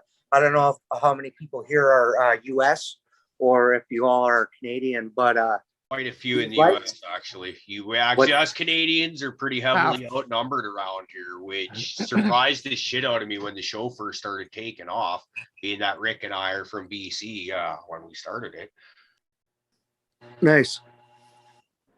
Hey, do you guys know, are you familiar with Lindsay OG? Not which one? myself. No. What was that again? Sorry. I was just asking if any of you guys were familiar with the strain Lindsay OG. Yeah. Yeah, I've heard of it, and I think I've even it was like a Christmas advent calendar for potheads. Had gummies and grams of weed and shit like that. Oh no, wait, really? But I can't recall anything other than that. I did have it. That's awesome. Guys, Why I did don't you know ask? Sorry, I'm just walking through the house right now. Again. Yeah. Why did you ask? Just about the Lindsay OG. Just because that's one of my friends from out west. If you guys are familiar with him, his name's Chad Jacket. He has Liberty Farms. He's out in, I think, Squamish, BC. I think he's still there. But yeah, I was just throwing that out there. Oh, that's not too terribly far away from us. Like Miranda was the one who actually sent me a link tonight just to invite. I don't think she invited me in the conversation, but I think she just gave me the link to watch it. Or I don't know what happened. This is all super new to me to what I'm doing too. So it's But we are glad that you did join. Thank you. Absolutely. We have a bit of a format that we follow, but Friday night is our regular shit show, and we invite everybody and anybody on, and just have a smoke sesh and bullshit like a good session. time. Absolutely. Oh yeah. Always have a good time. I want to introduce you guys to somebody. This is Max. Oh, Hi, Max. Hey, better Max. give him his. Hey, Max. Better Got what? Some beautiful Sorry, I didn't hear color. that. Own show there, Caribou. What's that? I said, did you give him his own show there? Blow him up on big screen. Yeah, you never know. We got a lot of animal lovers around here. Who's Right. hosting? Oops, sorry. Who's hosting the show right now? I am. Oh, nice. Yeah. You sound like you have an Eastern accent, but you live don't. out west. No, I'm BC my whole life. Really? Yeah, closest. I went to Halifax one time about 8, 9, 10 years ago, somewhere in and around there. Other than that, it's all BC. Oh, that's cool. Personally, I thought you're like from down east. I think you probably have that Canadian accent, you know? Like I'm Canadian too, mind you. Like some people bug me about when I say about. They're like, you say I about, heard it just you know, now. it's like, That's and funny. sometimes I do, and I realize that, but it's, you know what I mean? Yeah, I heard it. You know, people make fun of that stuff. But I think what can we do, though, fun right? of us when we're Canadian. It's just something they do. So it doesn't matter what you say, they're gonna make fun of us. Yeah, that's true. 1, 2. Sorry if you guys see my phone go up like that. I just don't have my earphones. And Okay. I'm getting hard of hearing, I think, in my older age. So We'll have you YouTubing in no time, my friend.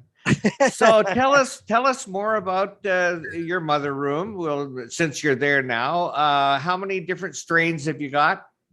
well, right now I've been on a pheno hunt with the Gluckies, which is a cross between a Gorilla Scout or Gorilla Glue and the original Girl Scout mint cookies.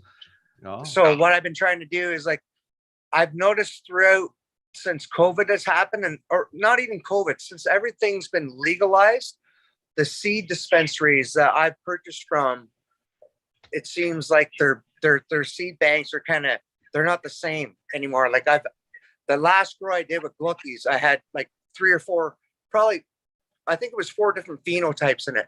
I have it narrowed down to 2 of them right now. And I just think that everything's kind of being like overly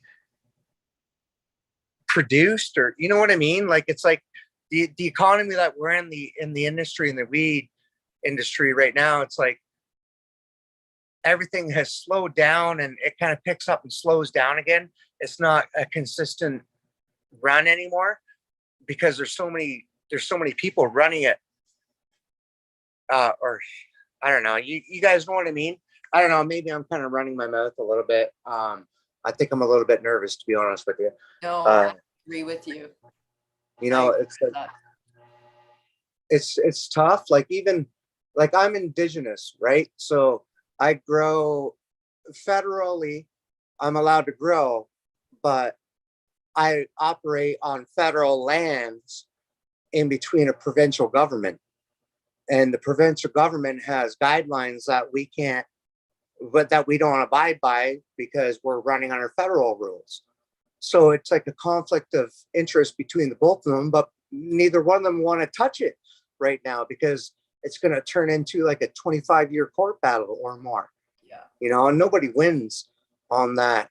But I think right now they're just allowing indigenous companies to kind of flourish a little bit without allowing them to get into the provincial side of things either. You know, it's sad to do it, but you know, I've been talking to a few different indigenous people, specifically growers and stuff that are throughout like BC, Alberta, Saskatchewan and stuff. And I'm trying to work out a network with these people so we could have some type of immunity, you know, trading in between. Because if they're considering the way they're operating right now with all of us doing that we're doing, like most people nowadays want to come to a native reserve to get the weed because it's fresh. And, you know, it's like it's tested very well. And Miranda, you know, it's tested very well. Yeah. I sometimes personally think it's tested too well. Yeah. So, but that being said, you know, it's better than my company not getting sued for the product we're putting out, right? And that covers our butts. And that's what Rob has done to do his due diligence, you know, to ensure that growers that want to kind of be part of this community and revolution. I think it's a revolution personally. Yeah. You know, like for this drug to be classified as the drug it was for years and years. And like my dad, he hates the fact. I think he's grown more normal to it now.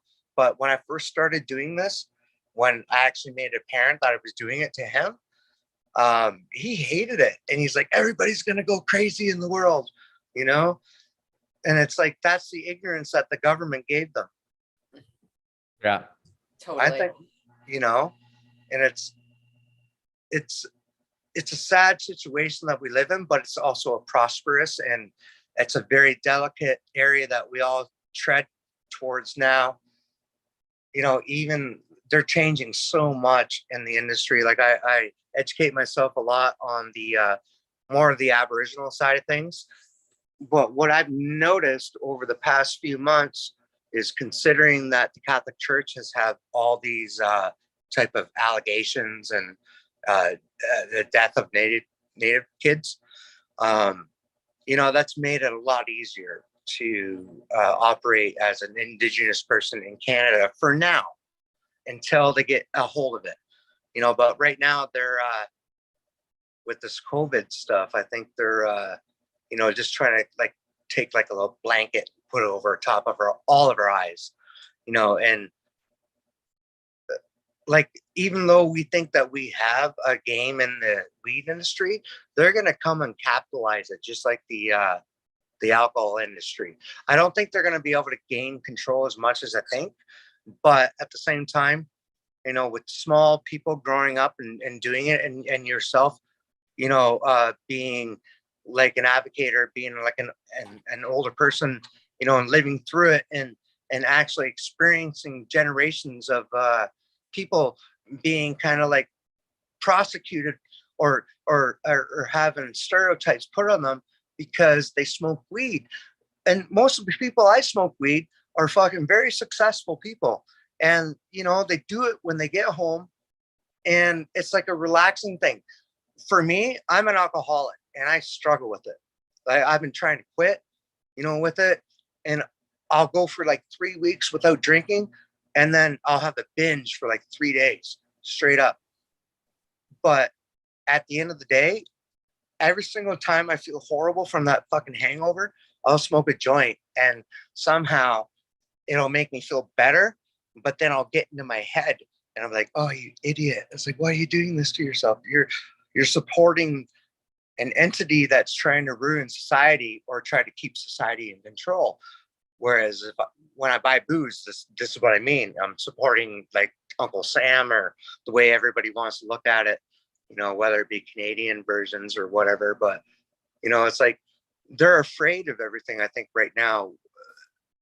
because even the pharmaceutical companies are terrified of it because they don't have an understanding because they're taking away their prosperity and their money.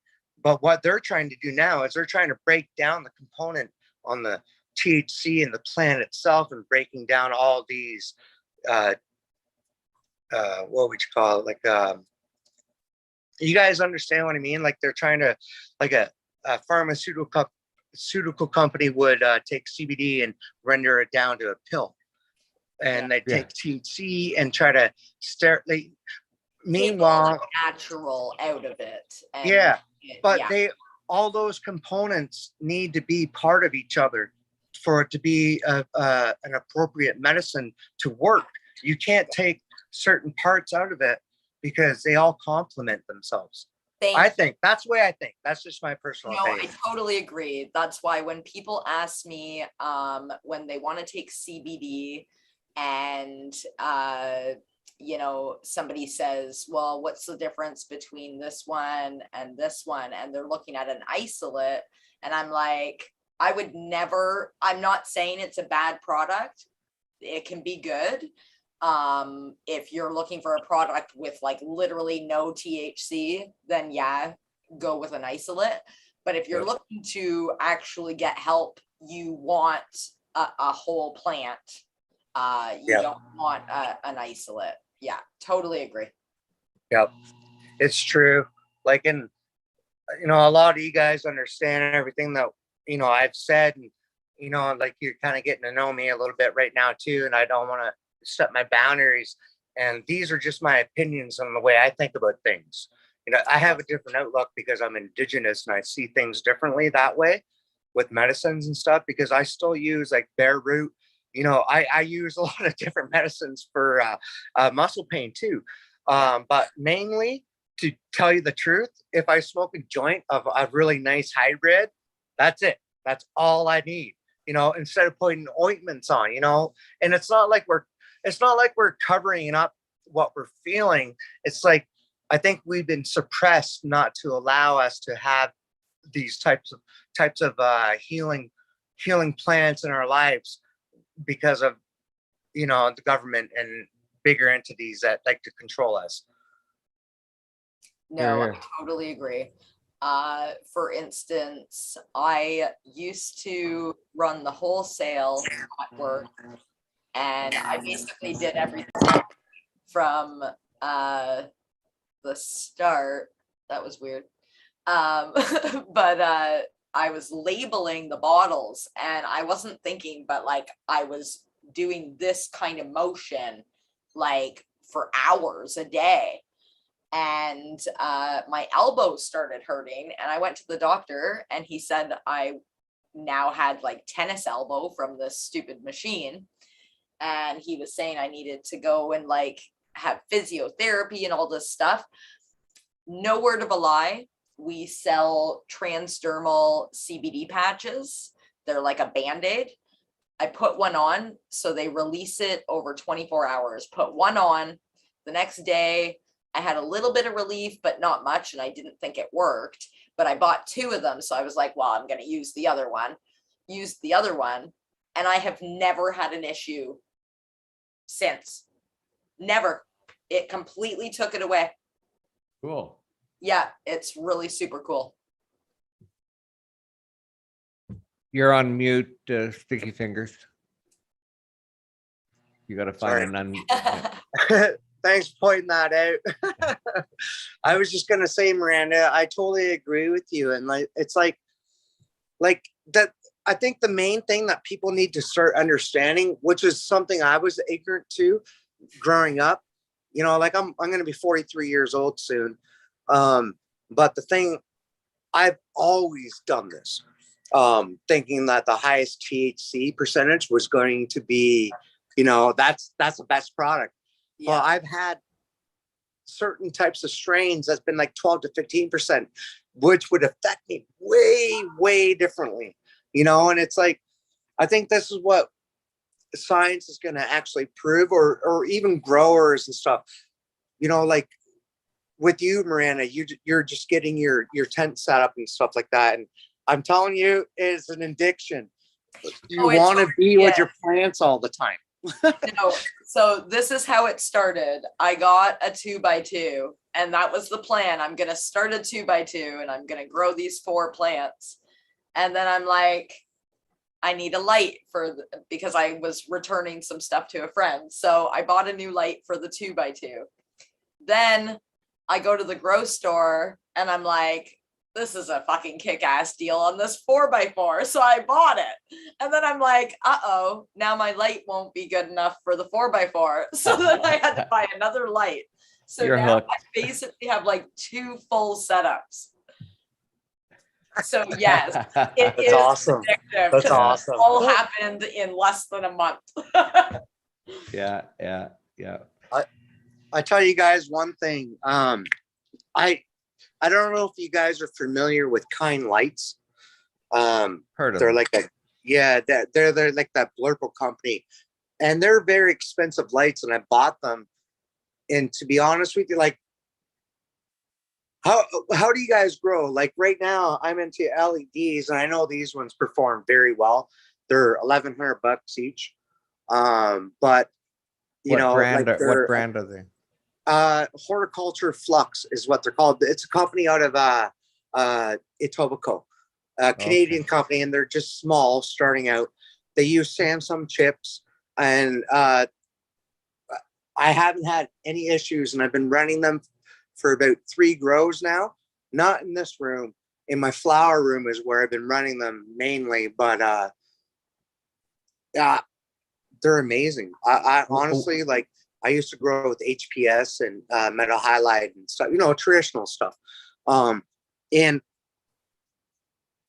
they do really save you a lot of energy. But I think what happens is I think they're a lot harder on our eyes. Like HPS, you guys all know when you flip from metal halides to HPS, how much your eyes kind of really need to adjust to that type of lighting setting. Yeah. Like right now, I'm sitting underneath these LEDs at about 25%, and that's enough to keep them vegging very well. And that probably saves me, I think, 65 to 70% hydro cost, just keeping them at that instead of running metal halides at a low percentage too. Yeah, you said that you were gonna. You said you wanted to add 3 more lights to that room, but I am assuming that that you're planning on turning that into another flower room again. Yeah. So right now I'm trying to transition into this room is technically supposed to be a flower room again.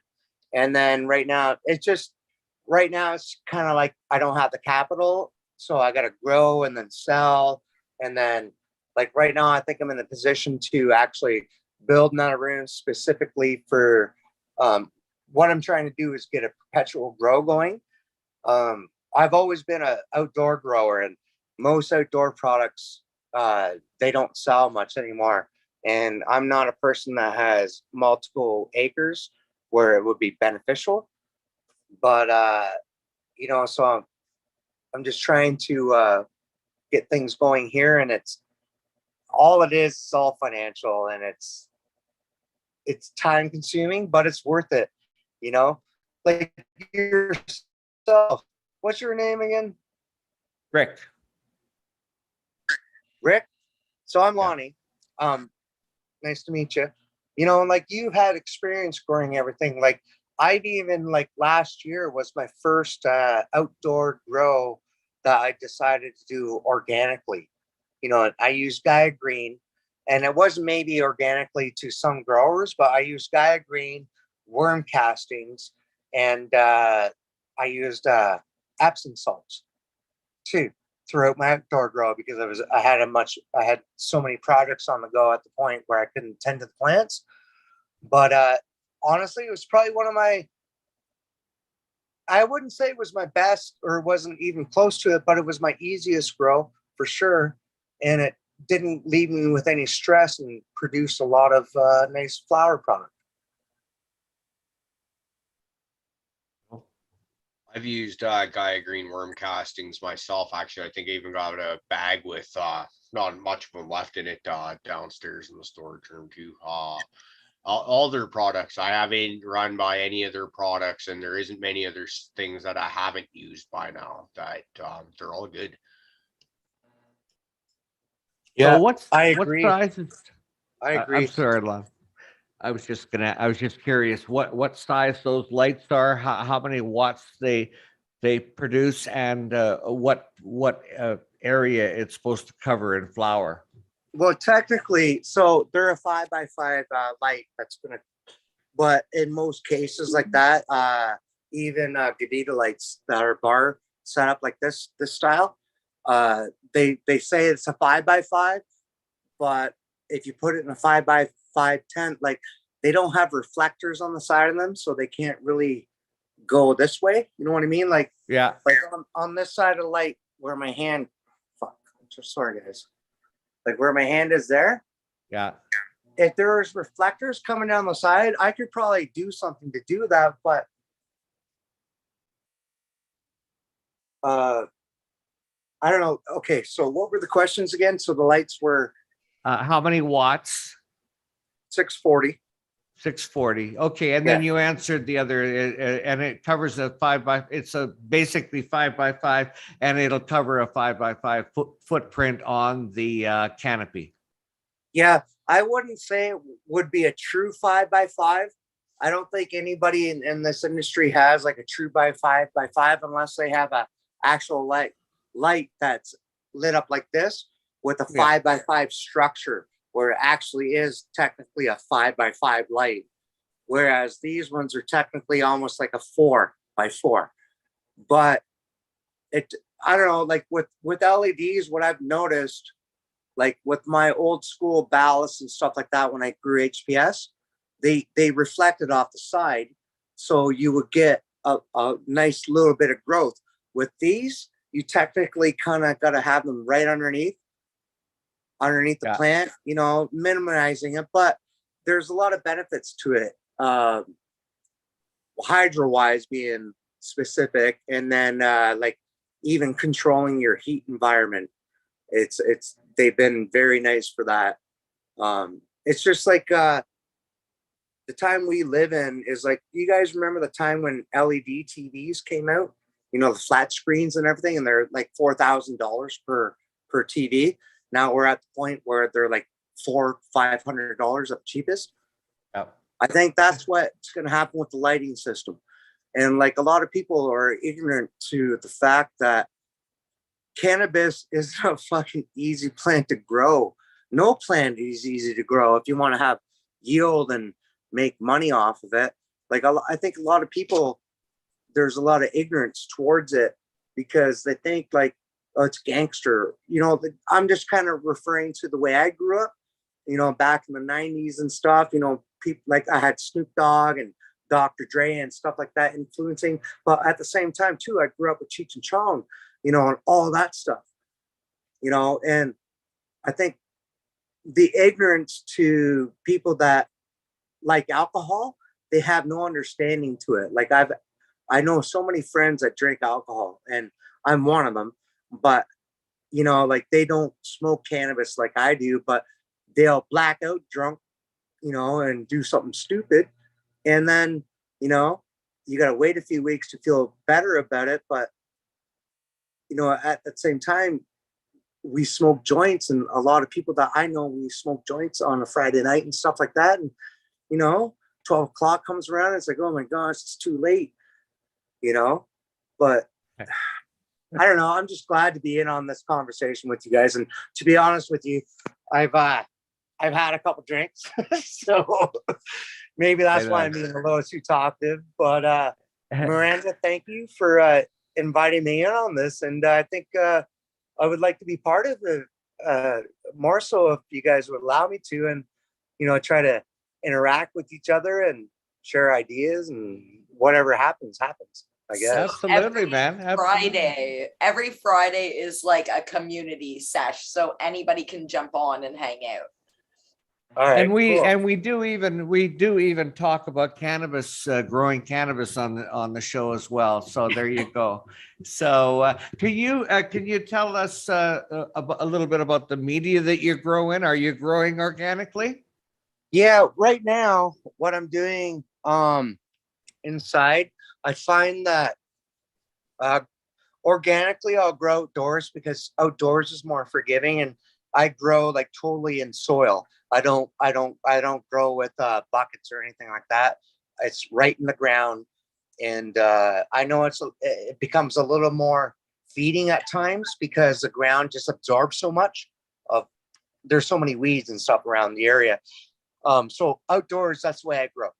Indoors, with my mother plants, I grow them in soil, but I use like Dutch nutrients and a couple of handfuls of different like nitrogen supplements and whatnot like that in soil.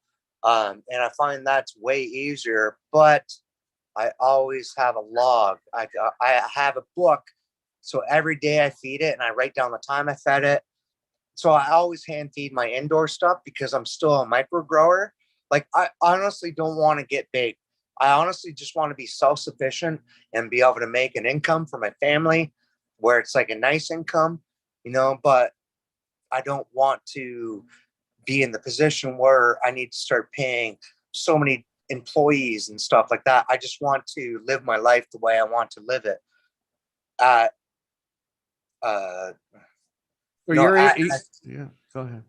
Yeah, you know what I mean, though. I don't Yeah, want yeah. nobody telling me what to do. And since I merged into this market, like I went to school, and it's funny. Like I've grown for years, but 4 years ago, I decided to do this Colorado online certificate, which is now I'm part of the National Cannabis Industry Association, which is a U.S. market, but that enables me to function over there and have some type of criteria or not criteria, but Resume. yeah, you know what I mean? Yeah. So I have all that, but none of that means anything. It doesn't.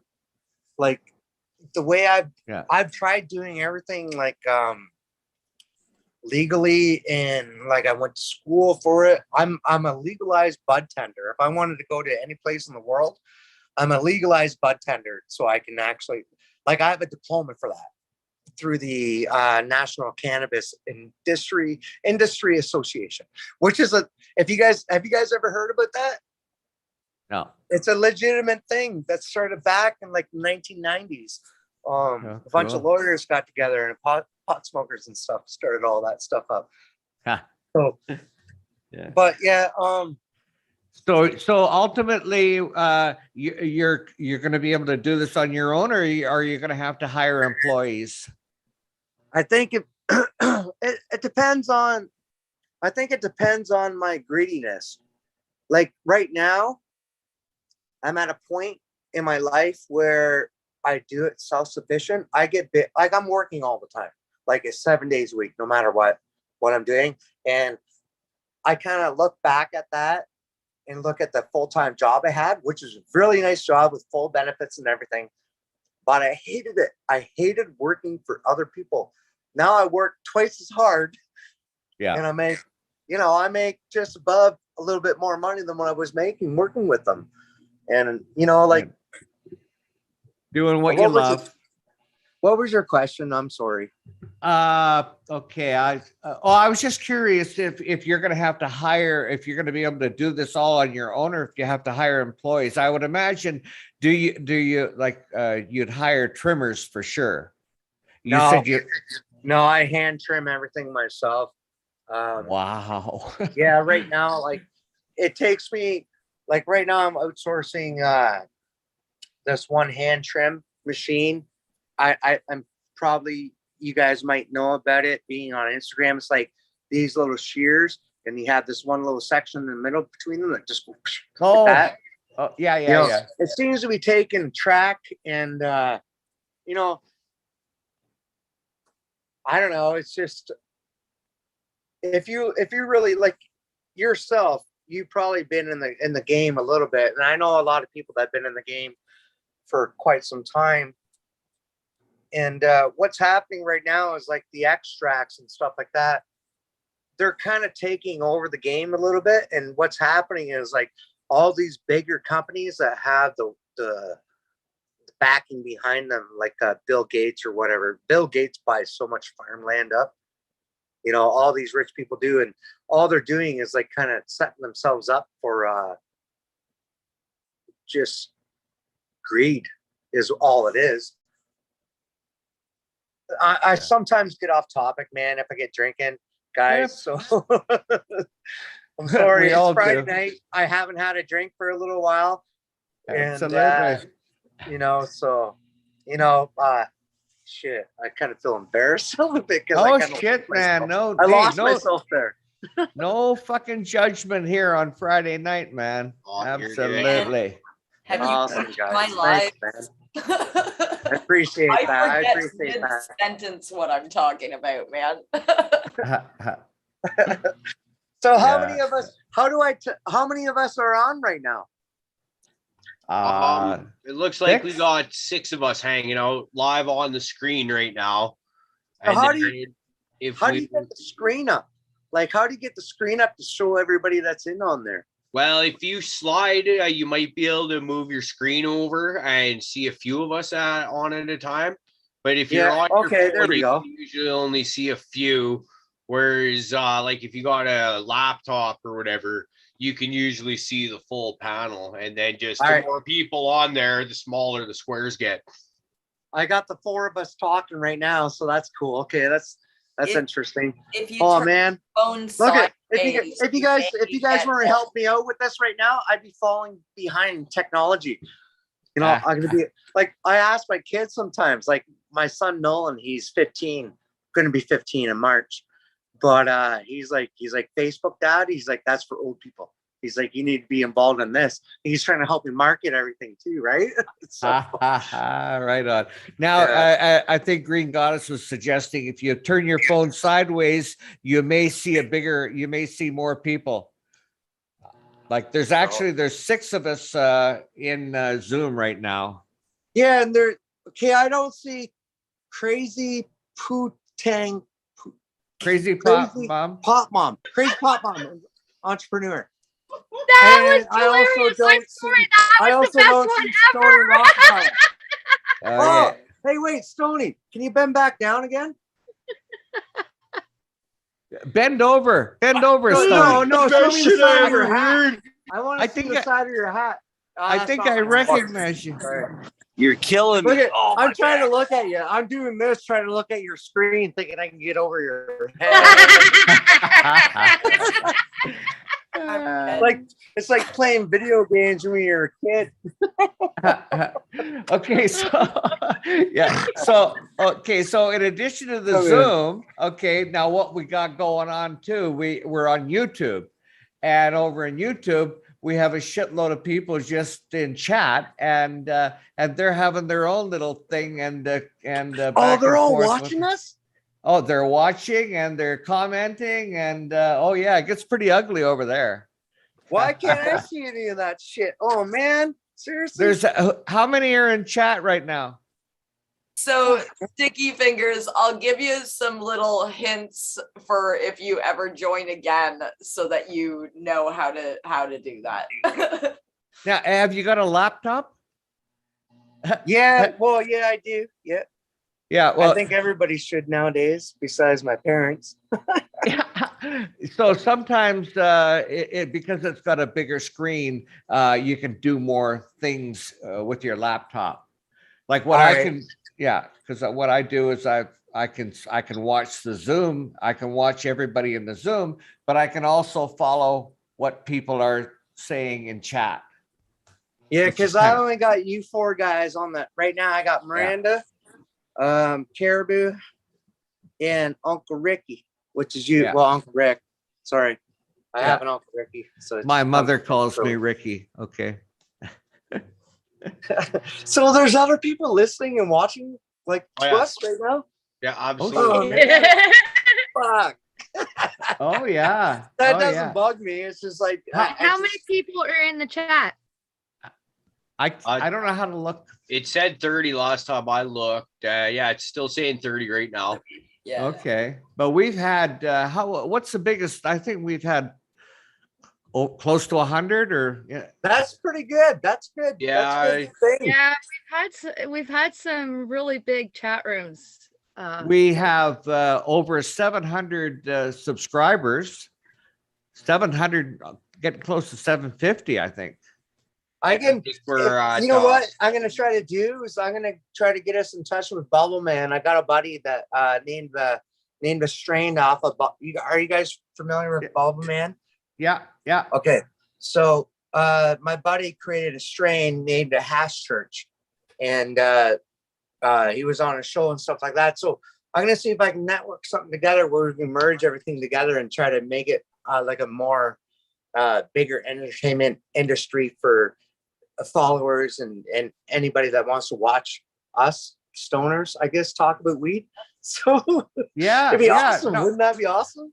Absolutely. No, I'm familiar with his channel, and yeah, we'd love to do crossovers to promote each other's channel. We'd love to do that. Yeah. Yeah, it's sweet. Like you know, it's like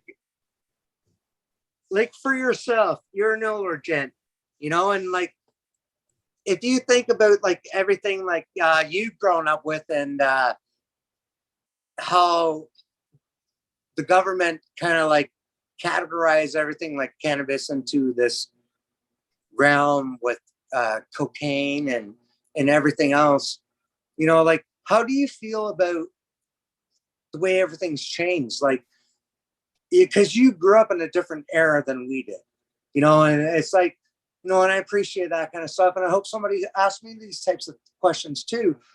And I hope we never have to go through this stuff again.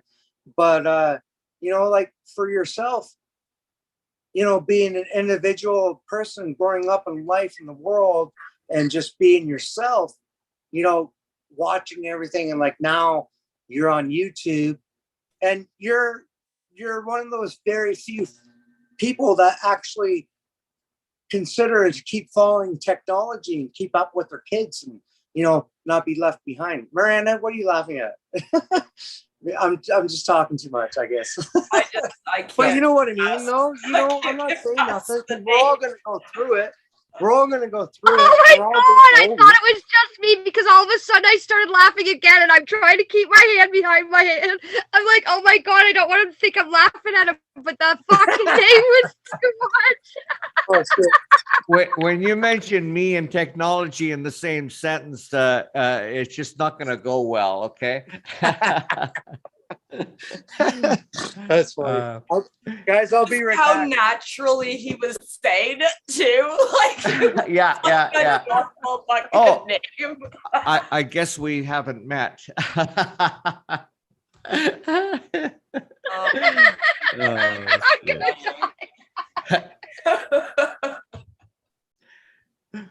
Well, I have to confess though, when it comes to the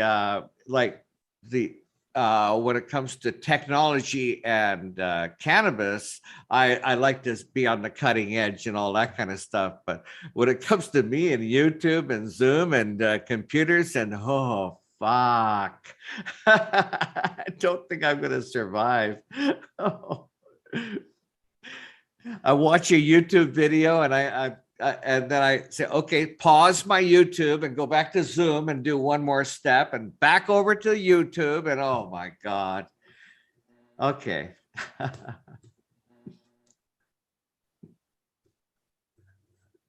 Oh my goodness. Where's the time gone? Holy crow. I know. I was just looking at that shit. Yeah. I love when the show goes so well that Uncle Rick forgets that he's supposed to go to bed. I love it when that happens. I know, Syria. Usually I like, you know, like 2 hours is kind of, you know, nice. But 3.5 hours and I didn't even realize we were in for. Yeah, I love when that happens to you because I'm like, oh, it's a great show. Uncle Rick forgot to go to bed. That's awesome. Well, I'm excited to learn more about Sticky Fingers. For sure. Yeah. What's going on I know there he's too. in his mother room right now, but wait until you see the other rooms because Yeah. I was hoping we could today, but maybe next time. Oh, sure. Right Hey, on. sorry guys. Hey, Had to yeah, go- no, Good. no had to go worries, to the man. bathroom. Hey, I was curious, is that a sealed room? Yeah, it's going to be right now. It's like I'm gonna be running CO2 for sure, but I'm trying to figure out setting up a timer where I can replenish the air. I think a lot of people think that if you run CO2, you don't have to run fresh oxygen in the air. So right now I'm just trying to, my buddy is an electrician, so we're trying to build like a motherboard where we can run everything automated is what Yeah. we're trying to go for. Yeah. But it's time consuming and you know, you can't do much about it, I guess.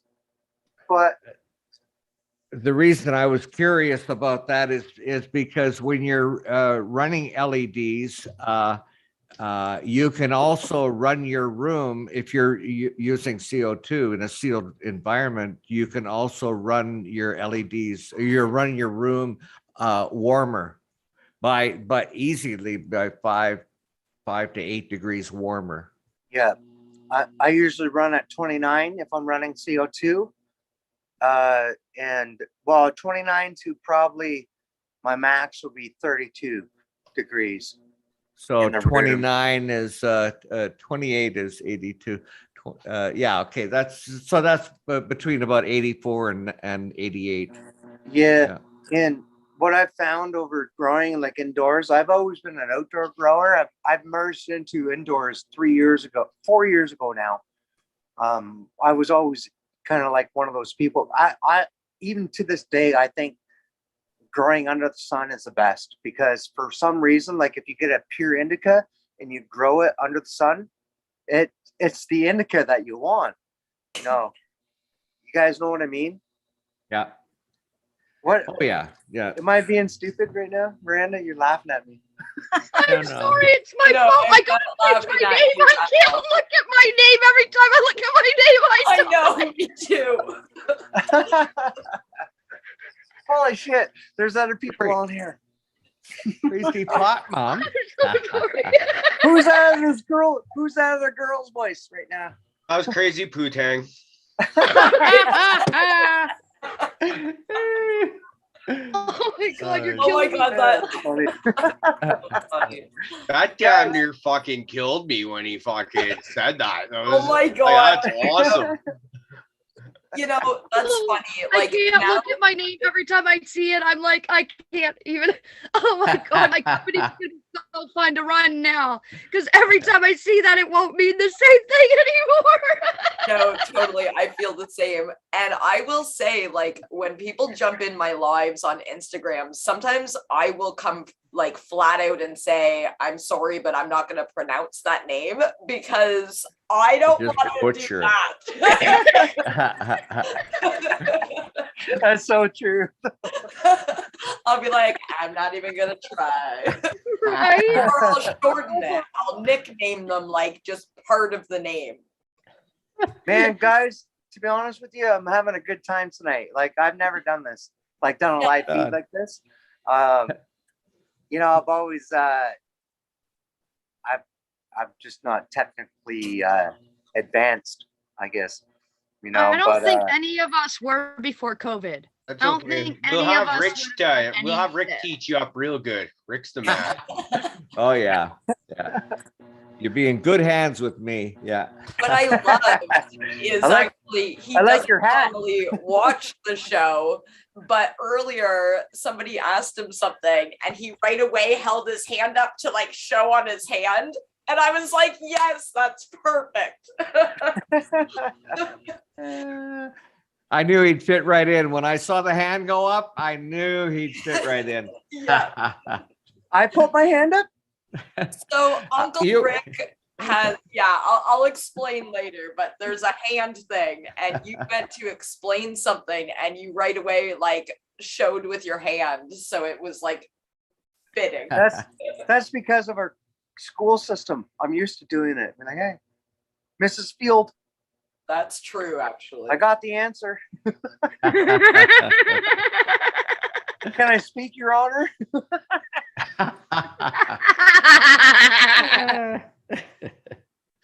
I was always the opposite. I was always like, don't fucking pick me. Well, you guys all seem fucking awesome. Where are y'all from? So I'm like probably about an hour and a half away from Miranda in Ontario. I know Caribou, you're out in BC. You betcha. 100 Mile House, BC. What about you there, Uncle? Yeah, right. We're neighbors. Yeah. Oh, nice. Less than Yeah, an well, hour. that's kind of cool, eh? You know what I think that's kind of interesting is like I'm noticing that every time one of us speaks, I have this like green little rectangular thing that bounces back to each other. Yeah. That's kind of So I'm that's in really Ontario cool. and I'm over near Hamilton. Nice. Okay, I need to swipe the screen, I think. Hold on. Oh, there you are. You have like green and pink hair. Yeah, I do. Yeah. See, you're the voice I can't hear or I I can't see. am, and now I've changed my name to Needs a New Name, laugh out loud, because I can't even look at my own name. What's Stony And- doing? I'm just noting Stony, rock fella. What are you doing Tony's there? showing us his garden, and he's from Chicago. Oh, Chicago. nice. Chicago. Yeah, he's got a nice garden going on there. Defoliating Cool. a little bit. Defoliating. Yep, told ya he's working in the garden. It's That's been, that's so you been a- guys do this every Friday? I could totally do this every Friday. I'm a loser. I don't do nothing besides smoke dope and take care of my kids. Oh, you'll fit in Welcome just to the fine. And that's what we all why do. Sounds just like the rest of us. I know. We start I'm always- 9 o'clock your time. 9 o'clock your time on Fridays. What time is it right now, Miranda? 12:41. 12. Yep. That's our time? No, Your no. time? So he's saying it starts 9 o'clock our time. Yeah, yeah, Okay. yeah. Okay. Eastern. All I right. always go Eastern. Yeah. You guys, For if I'll send you guys my email or get at Miranda to send you my email, and then sometimes I need reminders for things like this. I'll remind you. I get a lot of projects on the go right now. I'm trying to what I'm trying to do right now is set my kids up with like a business, you know, pertaining to the cannabis industry. Like I got my little 8-year-old daughter help me cloning and stuff and trying to help her understand the concept of it. Oh, that's So awesome. yeah, but she's like, I made babies, Dad. It's like, Oh, Man, I Hey, wish honestly, I could do that. Were myself. they- that's what she said Yeah. to me. She's like, I made babies, Dad. Yeah. Yeah. Yeah, it was awesome. You know, but it's like you guys seem like a very cool crowd. And Miranda, thanks for speaking me up and allowing me into the conversation. You guys, whoever allowed me in, thank you very much. It would have been I think it was you, Caribou, wasn't it? Yeah, Yeah. man. Thanks for coming on. It's you seem to fit right in, as most people generally seem to do. Like you mentioned, maybe having a bit of nerves at first there, which is very common. Most people are nervous when they first come on, and then but they seem to find themselves put at ease rather short order, and you're able to just kind of smoke joints and relax and bullshit from there on out, man. And it's a great time. We enjoy having you. I just kind of put out in our private chat here if people want to continue going or get off. I've got to get off here and No, I on with gotta- my night, but it seems like the overall consensus majority Sounds like we're shutting it down. Yeah. home time. Yeah. So Is this how you guys shut it down? It's just like one person says it and everybody starts shutting it down? Not always, but it does work that way when there's about this many of us. But if we got a crowd of 12, it does not work that way. We pop off like momentarily over the course of 2 hours at that point. We Nice. had about 10, didn't we, earlier tonight? 10, 11, somewhere around Yeah. there. I think Yeah. I wasn't really keeping track, but it was I good. didn't I had either this like 9 time. at least in the show to start it off. Like I was great. So Yeah, it's been fun, to be honest with you. It's kind of like we're kind of living in a messed up time where it's like this is what we watched growing up with, like fucking Back to the Future and shit. You know, we're kind of like going into that, you know, not knowing it, but not knowing it. You know, it's like personally, the way I look at it is like I really enjoyed my night tonight, and I think I made some kind of cool cannabis friends together. But like, you know, like that's kind of wild to me when I think about it. It's like it's so simple and so easy. It's like, you know, like before we used to, as kids, be like, hey, let's go see what Ryan's doing or Brian or something like that, you know, and ride our bikes to their place and knock on their door. Now what we do is like, oh, we're going to FaceTime some people. Yeah. And we get mad at them if they don't answer, you know, a FaceTime video or paying into something. You know, it's like, for me, I know I'm still like a younger type of person to think about this stuff, but it really bugs me because, like, even for yourself there, Uncle, like you've seen so much go through these times, you know, and it's ridiculous how much ignorance that there are with the younger generation. And I know I was part of it too, you know, growing up and stuff like that, and wanted to be a Backstreet Boy and dye my hair highlights and shit back in the day. You know, I'm just saying that because that's the truth. But at the same time, that was like something I fell into. You know, it was like a category where it was like, you know, a salon would have made money off me dying. My face is going red, dude. I shouldn't even told you guys that shit. Well, it's too late now. It's out there. Can't take that shit back, man. I know I can't now. I know I can't now, man. But look at my face. Holy fuck, man. It's beat red. Oh, shit. You're lucky we don't put you on spotlight to really highlight. Welcome to the family. Oh boy. Hey, it's been a Anyways, fantastic evening. Love you, panel. Love you, chat. All right, man. Great to meet you guys. And well, I'll jump back in next Friday. So every Friday, eh? Every Friday. Yeah. All right. And Miranda, actually another one. Miranda, you're gonna have to send me a reminder, I think. Okay. I got so many things on the go nowadays. Like I got another possible. They also do it Anyways, on, I just have a lot of shit. on Sunday. We'll set you up. We got to get you to like and subscribe our channel and hit that notification bell, and it's all done. Yeah. Heck yeah. Let All right, them know guys. about Sunday and Tuesday too, Miranda. Hold Yes, on. I will. Yeah. Yeah. See, I gotta swipe, guys. I gotta swipe to the other screen because there's these other people talking. Just trust that you still know what I look like. I look like the last time you looked at me. It's fine. All right, guys. I hope Well, everyone has an Have awesome a great night evening. and have a All good right. weekend. Later.